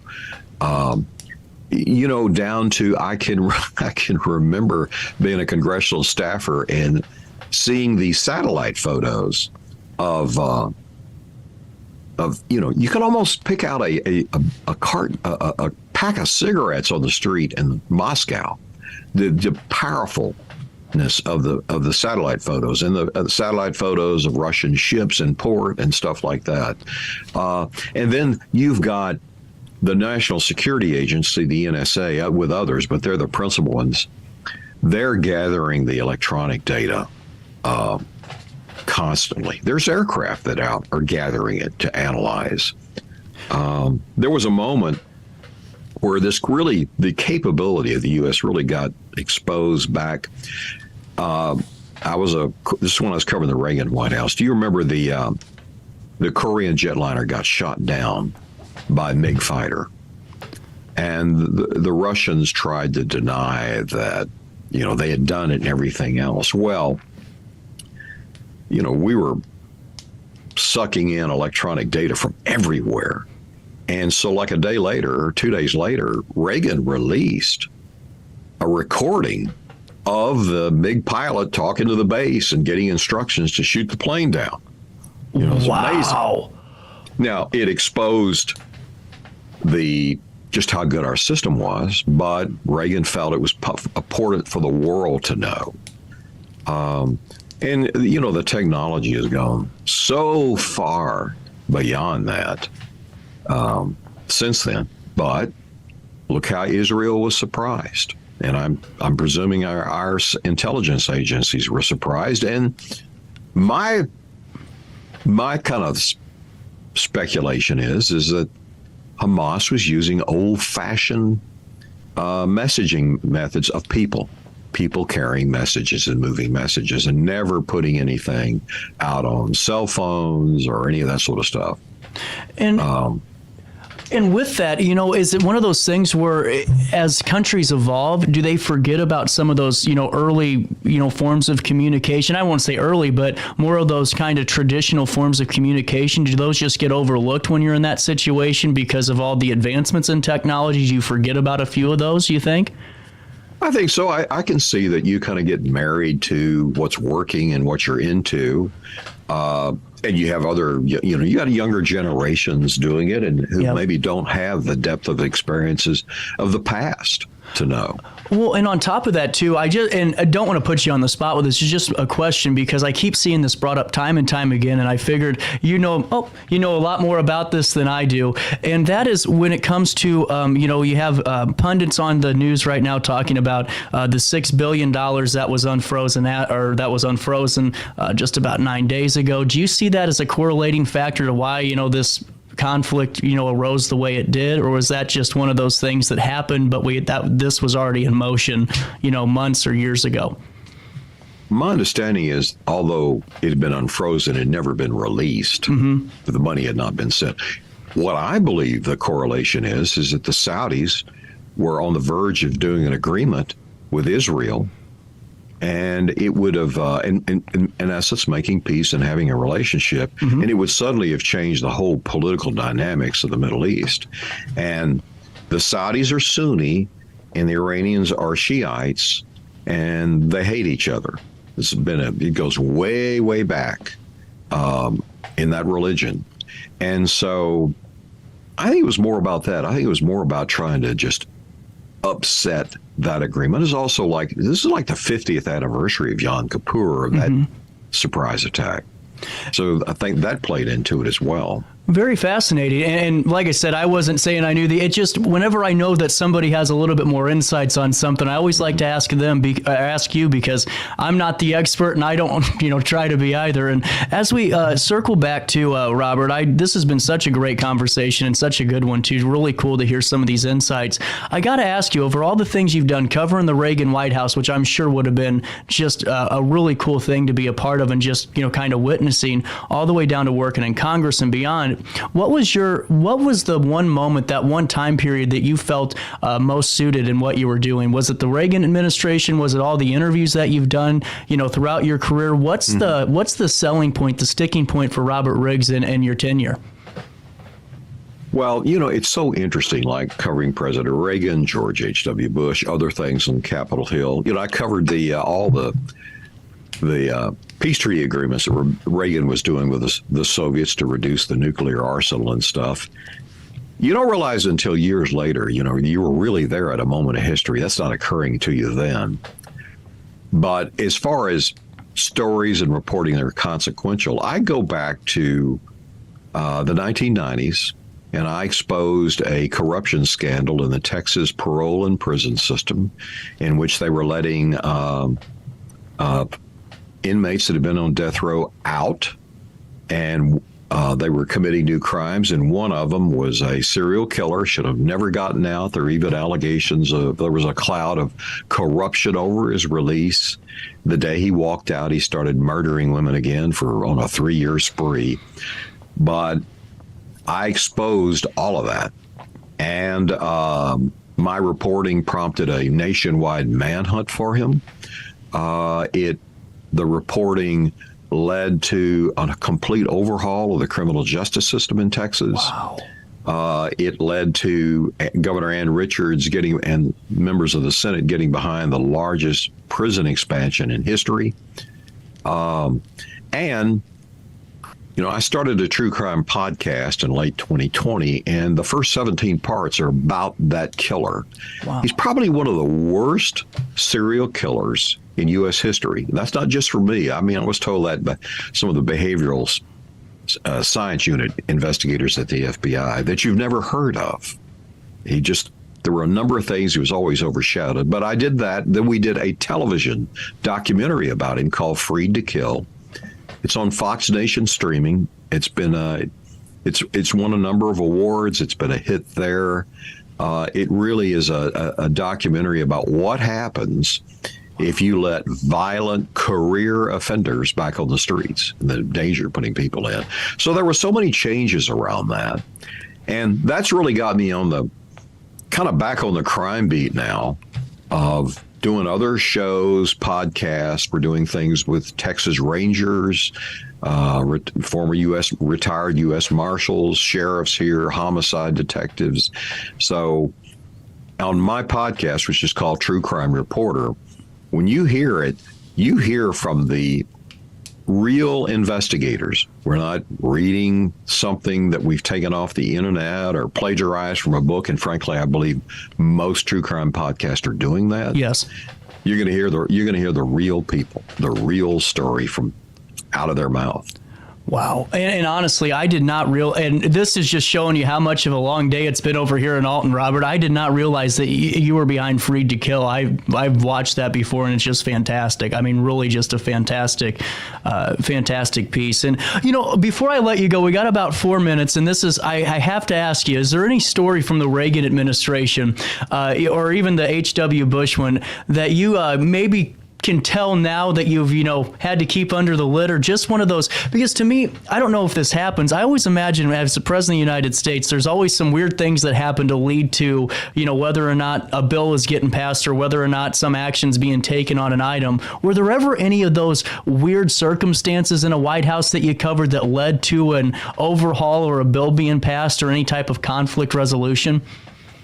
Well, when I worked in Congress, then later I'm correspondent covering Congress. My wife worked in Congress too. And it is nothing like the institution today. They actually, they got things done. Yeah.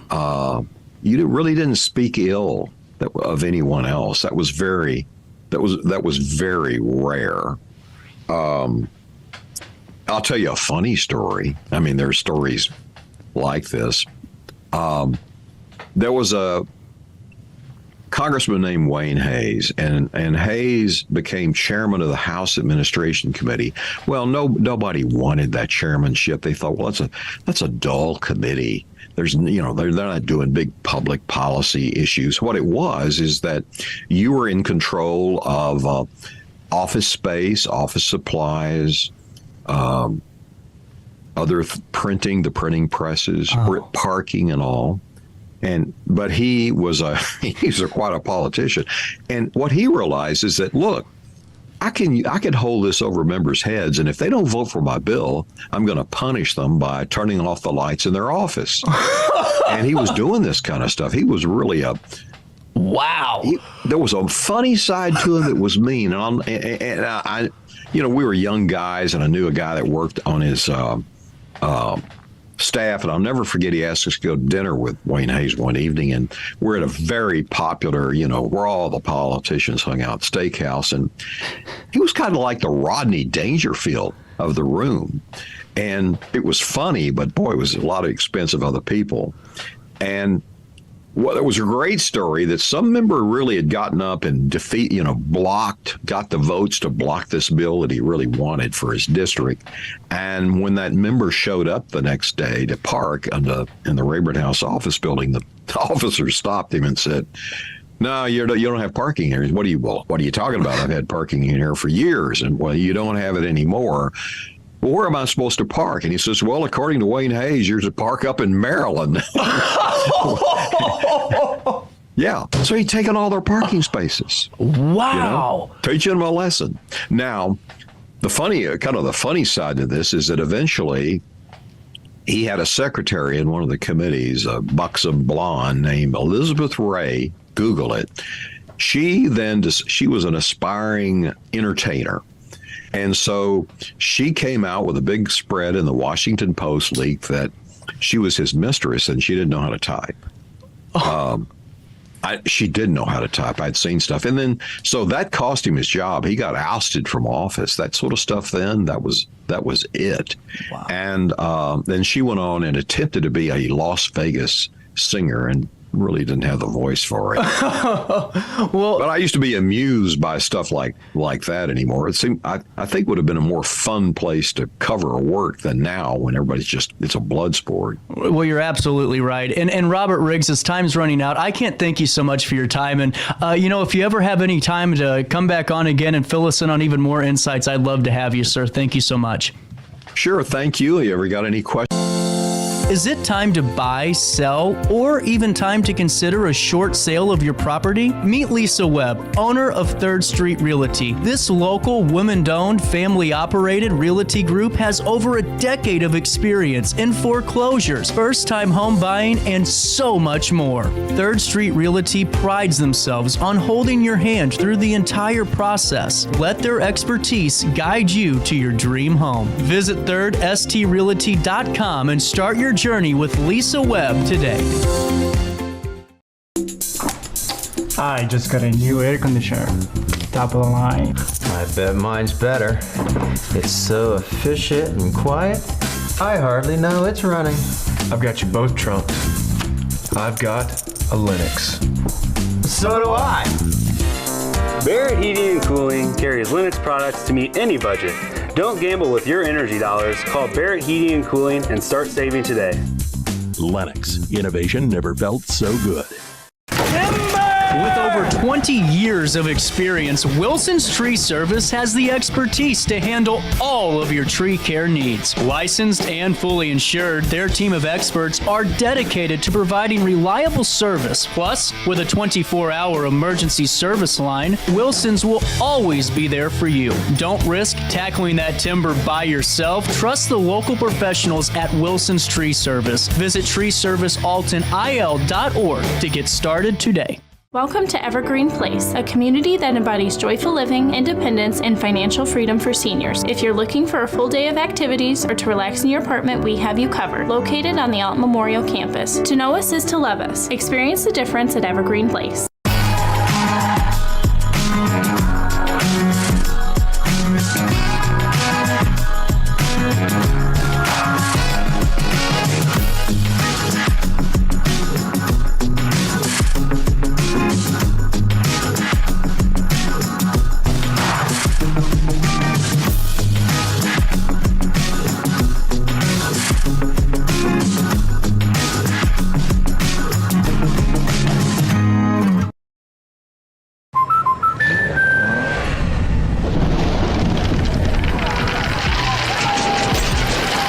Life's better when you're under our roof.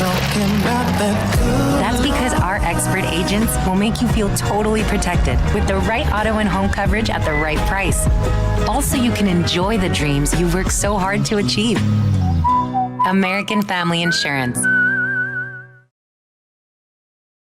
Since 1993, Sparks Junk Removal is always adapting to the needs of our clients. That is why we now offer weekly trash pickup for selected areas. Plus, we offer driveway-safe rubber-tired dumpster rental. Give us a call today at 618-781-1407 or visit us at sparksjunkremoval.net. Not sure if you've noticed, but those advertised prices from the other dealers are just a bunch of blah, blah, blah. At Roberts Motors, the advertised price is the price you pay. And that, my friend, is great news for you. Don't fall for their so-called incentives that will leave you banging your head against the wall. Go with Roberts Motors. Prices you can trust and people you will like. That's the Roberts Motors way. And trust me, it's the way to go. When life throws unexpected challenges your way, you need a versatile legal ally to protect you. Sean Lentz, with over 12 years of experience, is here to help you in a variety of avenues. From personal injury to criminal defense and even semi-truck accidents, Sean Lentz has your back. Don't wait for the justice that you deserve. Call 618-465-8000 and see how Sean can help you today. Welcome back to our daily show. Here's CJ.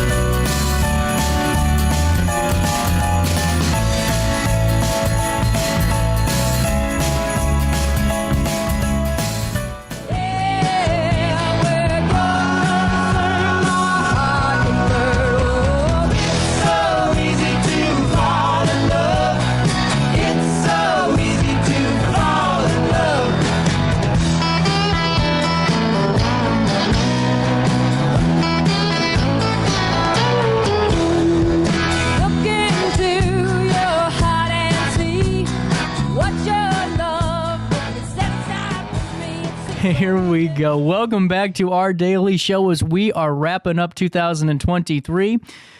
Sherry Droste, how did your Christmas holiday go? You know, okay, I think. my kids all managed to get home, and 7 grandkids, which is always a loud, rowdy, fun adventure. And 3 of them live in downtown Chicago, so when they come hang out on 12 acres out in Dow, they think, we have a great time. That's awesome. Traipse around in the woods and have fun and eat lots of junk, and they're all addicted to Shivers. Are they really? So we make a trip to Shivers almost daily, when they're in town. So, yeah, it's fun. That's really cool. And, speaking of fun, the Jersey County Arts Council has had a hell of a year. We're giving it our best shot, CJ. It's really amazing to see just a bunch of passionate individuals always putting on. I mean, you go to Jersey County Arts Council's Facebook page, and you're going to see one after the other of events, of classes coming up, and ways that you can be a part of the organization. And that's no easy feat in its own, Sherry. Yes, we're well aware of that. That's why we're all really tired. I bet. But no complaints. When did you start the council? Not to cut you off. No, brainstorming was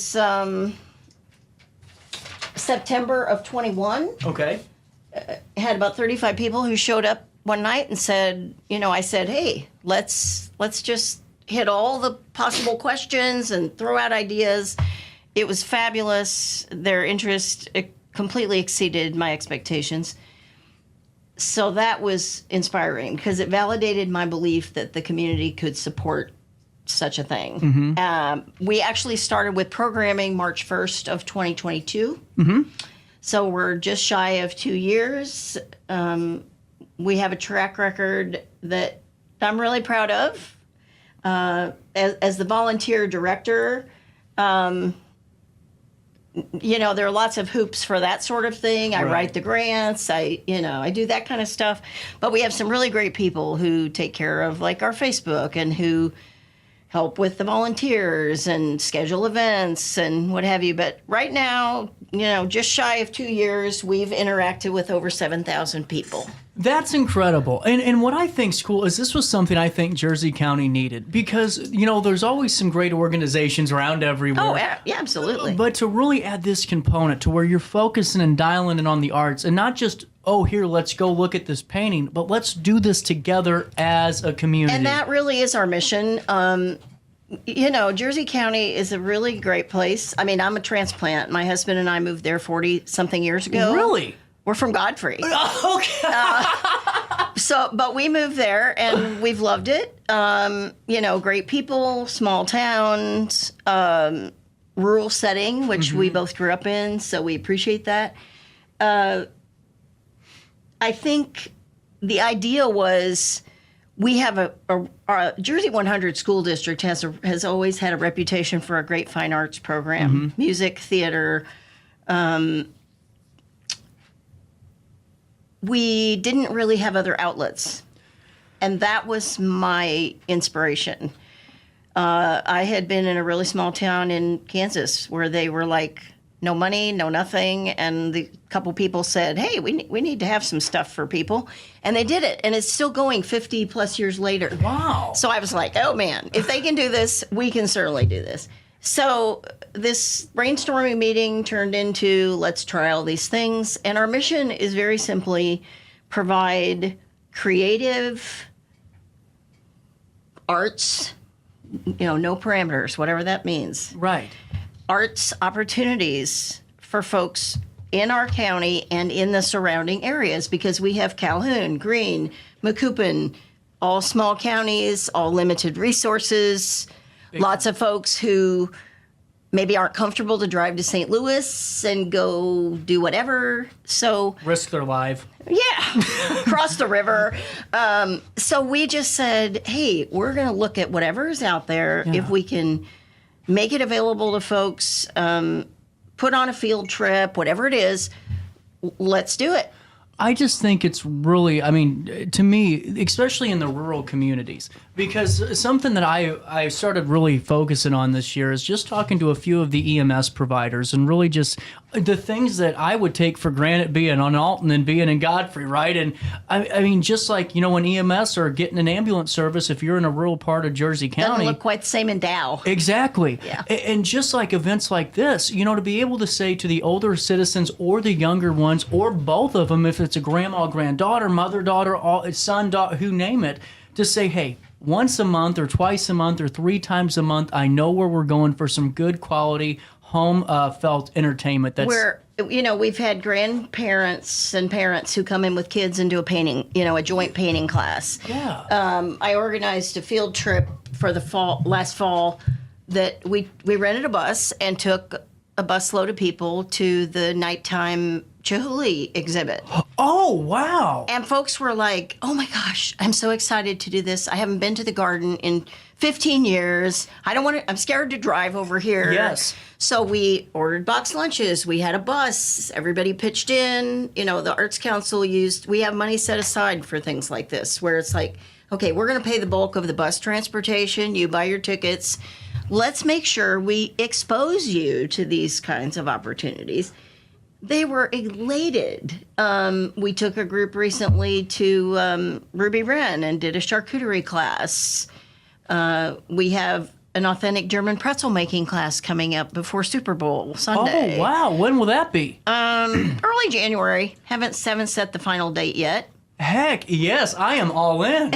I am all in. We'll let you know, CJ. All fall we did a scarecrow challenge on State Street. We did, people painted Halloween windows, which apparently was a long-standing tradition from 60 years ago that people always painted all the business windows. So, we've engaged a lot of different age groups, community groups, and that to me is what it's all about. Just building that sense of community.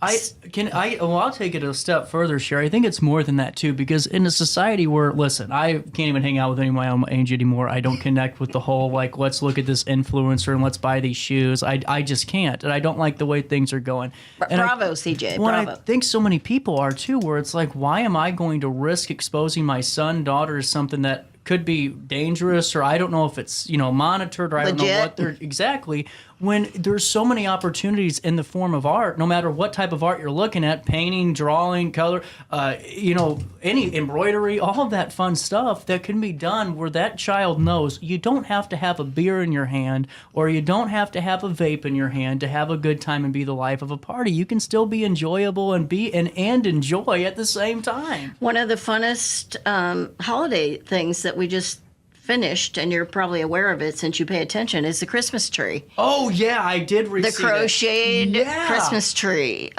This gal, Mrs. Heitzig, is a teacher at the high school, design teacher, and she got the kids fired up, taught them all how to crochet granny squares.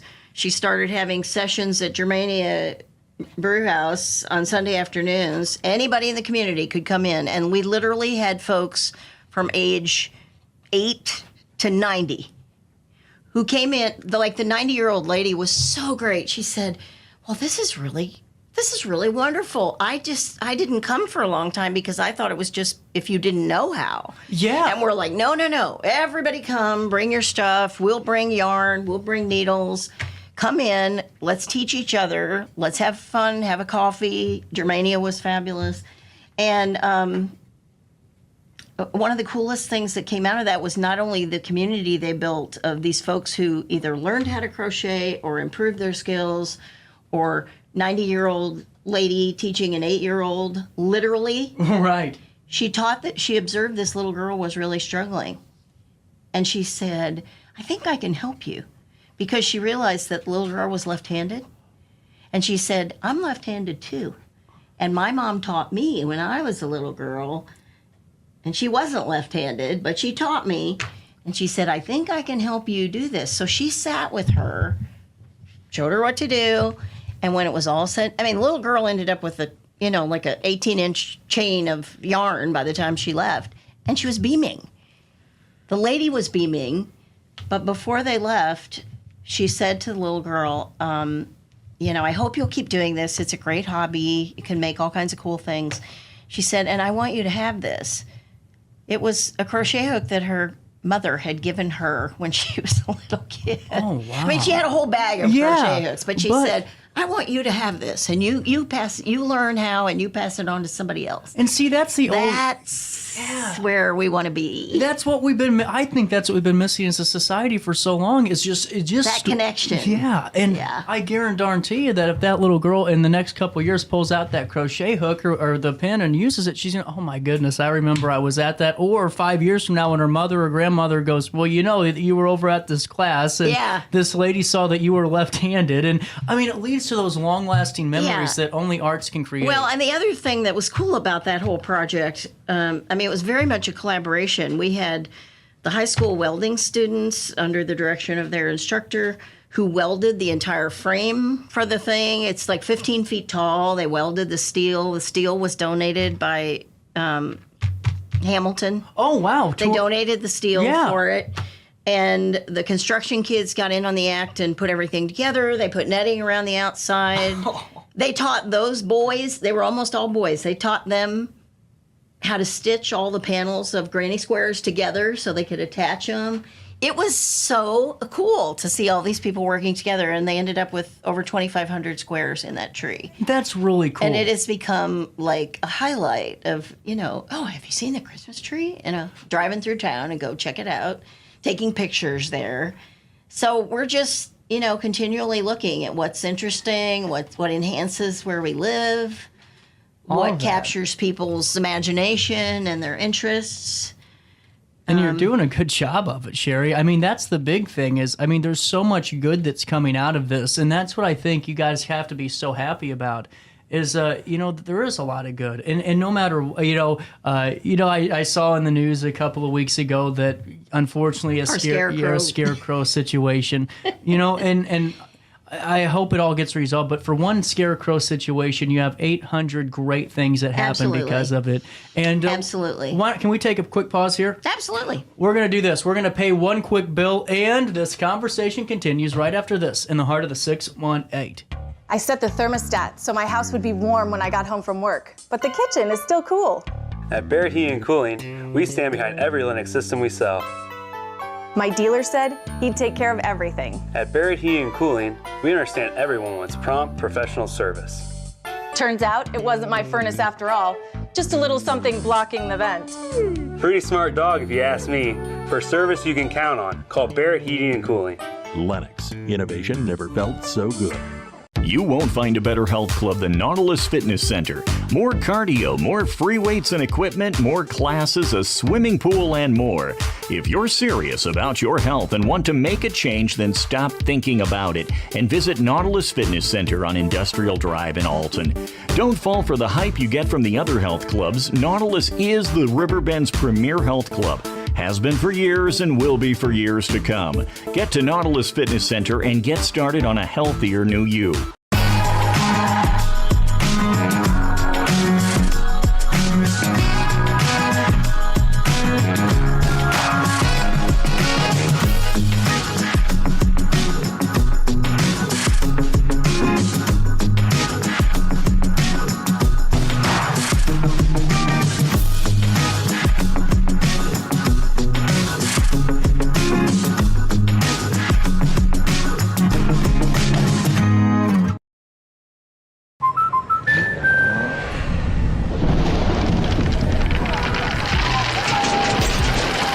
Life's better when you're under our roof. That's because our expert agents will make you feel totally protected with the right auto and home coverage at the right price. Also, you can enjoy the dreams you worked so hard to achieve. American Family Insurance.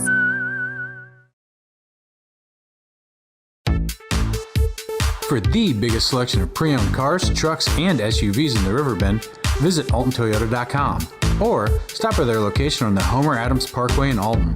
Winner of the prestigious President's Award, Mungan Burkhardt Alton Toyota knows how to treat their customers, and they will help you find the vehicle that is perfect for you. For years, Mungan Toyota has been a fixture in the Riverbend, and now Mungan Burkhardt carries the tradition. New name, but the same great service you've come to expect. Welcome back to our daily show. Here's CJ. It's gonna be a long, long time. The touchdown brings me round again to find I'm not the man they think I am at home. Oh, no, no, no. I'm a rocket man. Welcome back, Daily Show. On the last week of shows for the year, even though we'll be back on, tomorrow and next week. And, it's not really fun when I say it that way, Sherry. No, it doesn't sound fun. It sounds like the world's ending or something. No fear. Doom at noon. Tune in then. That's what local news is now. It's like, there's a chance of 8 feet of snow. We don't know where, but come back after the break and we'll tell you. We'll tell you where it is. Yeah, Timbuktu. With that being said, there's a lot of fun that you can have with the Jersey County Arts Council. And one thing I want to hit on, even though it's probably a very simple question.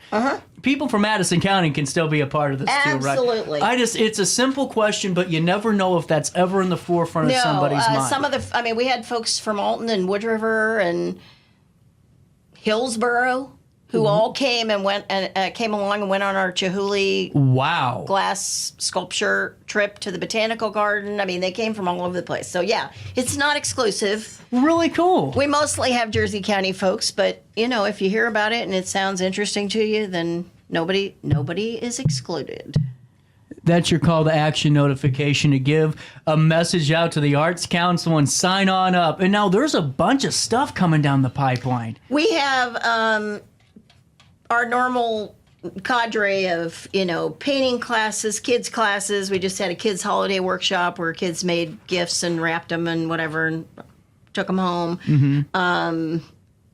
Tonight we have our children's choir, our children's community choirs having their gingerbread story concert and performance. And then we have a charcuterie class and a authentic German pretzel making class coming up in the January, early February, pre-Super Bowl kind of stuff. We're going to start a partnership with Germania, another partnership with Germania in Jerseyville, doing a pre-K and mom's story and art kind of thing in the new year. We figure we have a new crochet project probably in the works for being released in the spring or installed in the spring. One new thing we're going to tackle after the first of the year is street banners. Oh, wow. We're going to, we took this idea from the city of Edwardsville, actually, but we're going to give people in different age groups an opportunity to create their own art within a size parameter, and then we'll have those pieces judged, and in collaboration with the Adobe Photoshop class at the high school, they will translate those into street banners for us. Wow. And they'll be hanging on State Street, but it might be, some 5-year-old kid's art, or it might be some high school senior's art, or it might be a 75-year-old member of the community. We're going to have a whole assortment, but we're going with the theme, We Love Jersey County. I love it. And just let people contribute. Well, and too, did you ever think that the Arts Council would be go hand in hand with a Jersey Community School District class to where they're using their classwork to help? Not to this degree. That's amazing. Not to this degree. It has been amazing. Well, and talk about, to me personally, the invaluable piece of this is you're instilling community support into these high school kids and realizing it's okay to be a part of the community and contribute. We're actually going to be partnering with the middle school Blue Crew, which is their sort of pep squad in the winter, just to do a workday cleanup day at the Arts Council. Come in, have some donuts, help us sort crayons or whatever. We have a whole list of things that need to be done. We have a concert booked in March with the New Horizons Band. Okay. They're going to be performing for us at the Vineyards in Grafton. We host the concert. We foot the bill. It's a public community concert. So free to attend. Come on by. Yeah, and then we'll have a spring kids choir season, and our director Corey is working on a program for that. And then our other big thing is June 1st. We've just been approved by the city, and we're scheduling an art block party. Whoa, okay, this is big news. Whoa, don't you just slide that on in here. This is a big event. Well, it is very big for us. Yeah. We've not undertaken anything quite this magnitude, but We have plans for like a kids zone, adult art activities. There'll be a staging area in the city center plaza adjacent to Germania. That whole plaza area is divided for vendors. Like we used it for the farmers market this year. So we're opening it up to anybody who's an artistic bent. Okay. Who wants to be a vendor and share their wares. So like jewelry and all that. Painting, macrame, whatever you do. They'll have a chance to set up their wares, pay a nominal fee to us. Whatever they make, they make. The rest of it will be set up like the kids zone with face. We've got a cool group that's coming from Grafton that does Brighton does elaborate face painting, chalk drawing. We're going to do a color fun run. Really cool. Over at the high school. Yeah. Like right before this all starts. Right. We're bringing in, hopefully, we're crossing our fingers, to have the Bubble Bus coming from St. Louis. We have the Mac Bus coming from the Macoupin Art Collective, and they're going to bring their mobile pottery unit for people to try. So lots of fun stuff for about 4 hours on the first. We have a DJ. Well, we have music, and we're hoping to have maybe some other like stage kind of stuff. And we have already the Yegan Family Foundation and a Rural Arts Community grant from Bear. Really that cool. We've been awarded to help fund the thing. We'll be looking for sponsors and whatever, but that's our goal is June 1st, pray for good weather, and we'll have a blast. You heard it here on the air first. I want people to know that when this long-standing event, because this isn't a one and done, I have a feeling the way that you all work, this is, and I want people at home I hope you all realize something, and not patronize you because you're here, and I've said this at the lunch table, I've said it multiple times. You have to put the work in and really put the work in by securing grants and being out in the community and doing these events. It's just no fluke that you guys were able to, come together and this just happens. No. It's a ton of hard work and it's coming together very well. We're proud. We're tired, but we're proud. Is there anything else we need to fill anybody in on? Let's see. That covers most of the bases. Next summer, for those who enjoyed the cow parade for the month of July during the Jersey County Fair festivities, the cow parade will be up and running again next year. An opportunity to add new cows, participate if you didn't last summer. We've already had people reaching out. When can we get a cow? When can we start working? So we're just going to keep running. And I'm going to be here waiting for you to come back here and tell me about it. Sherry, thank you so much for your time. Thank you, CJ. We are out of time today, but I will see you back here tomorrow for more of our daily show as we wrap up 2023. So on that note, enjoy your day. You too. But most importantly, try your best to stay out of jail. Always leave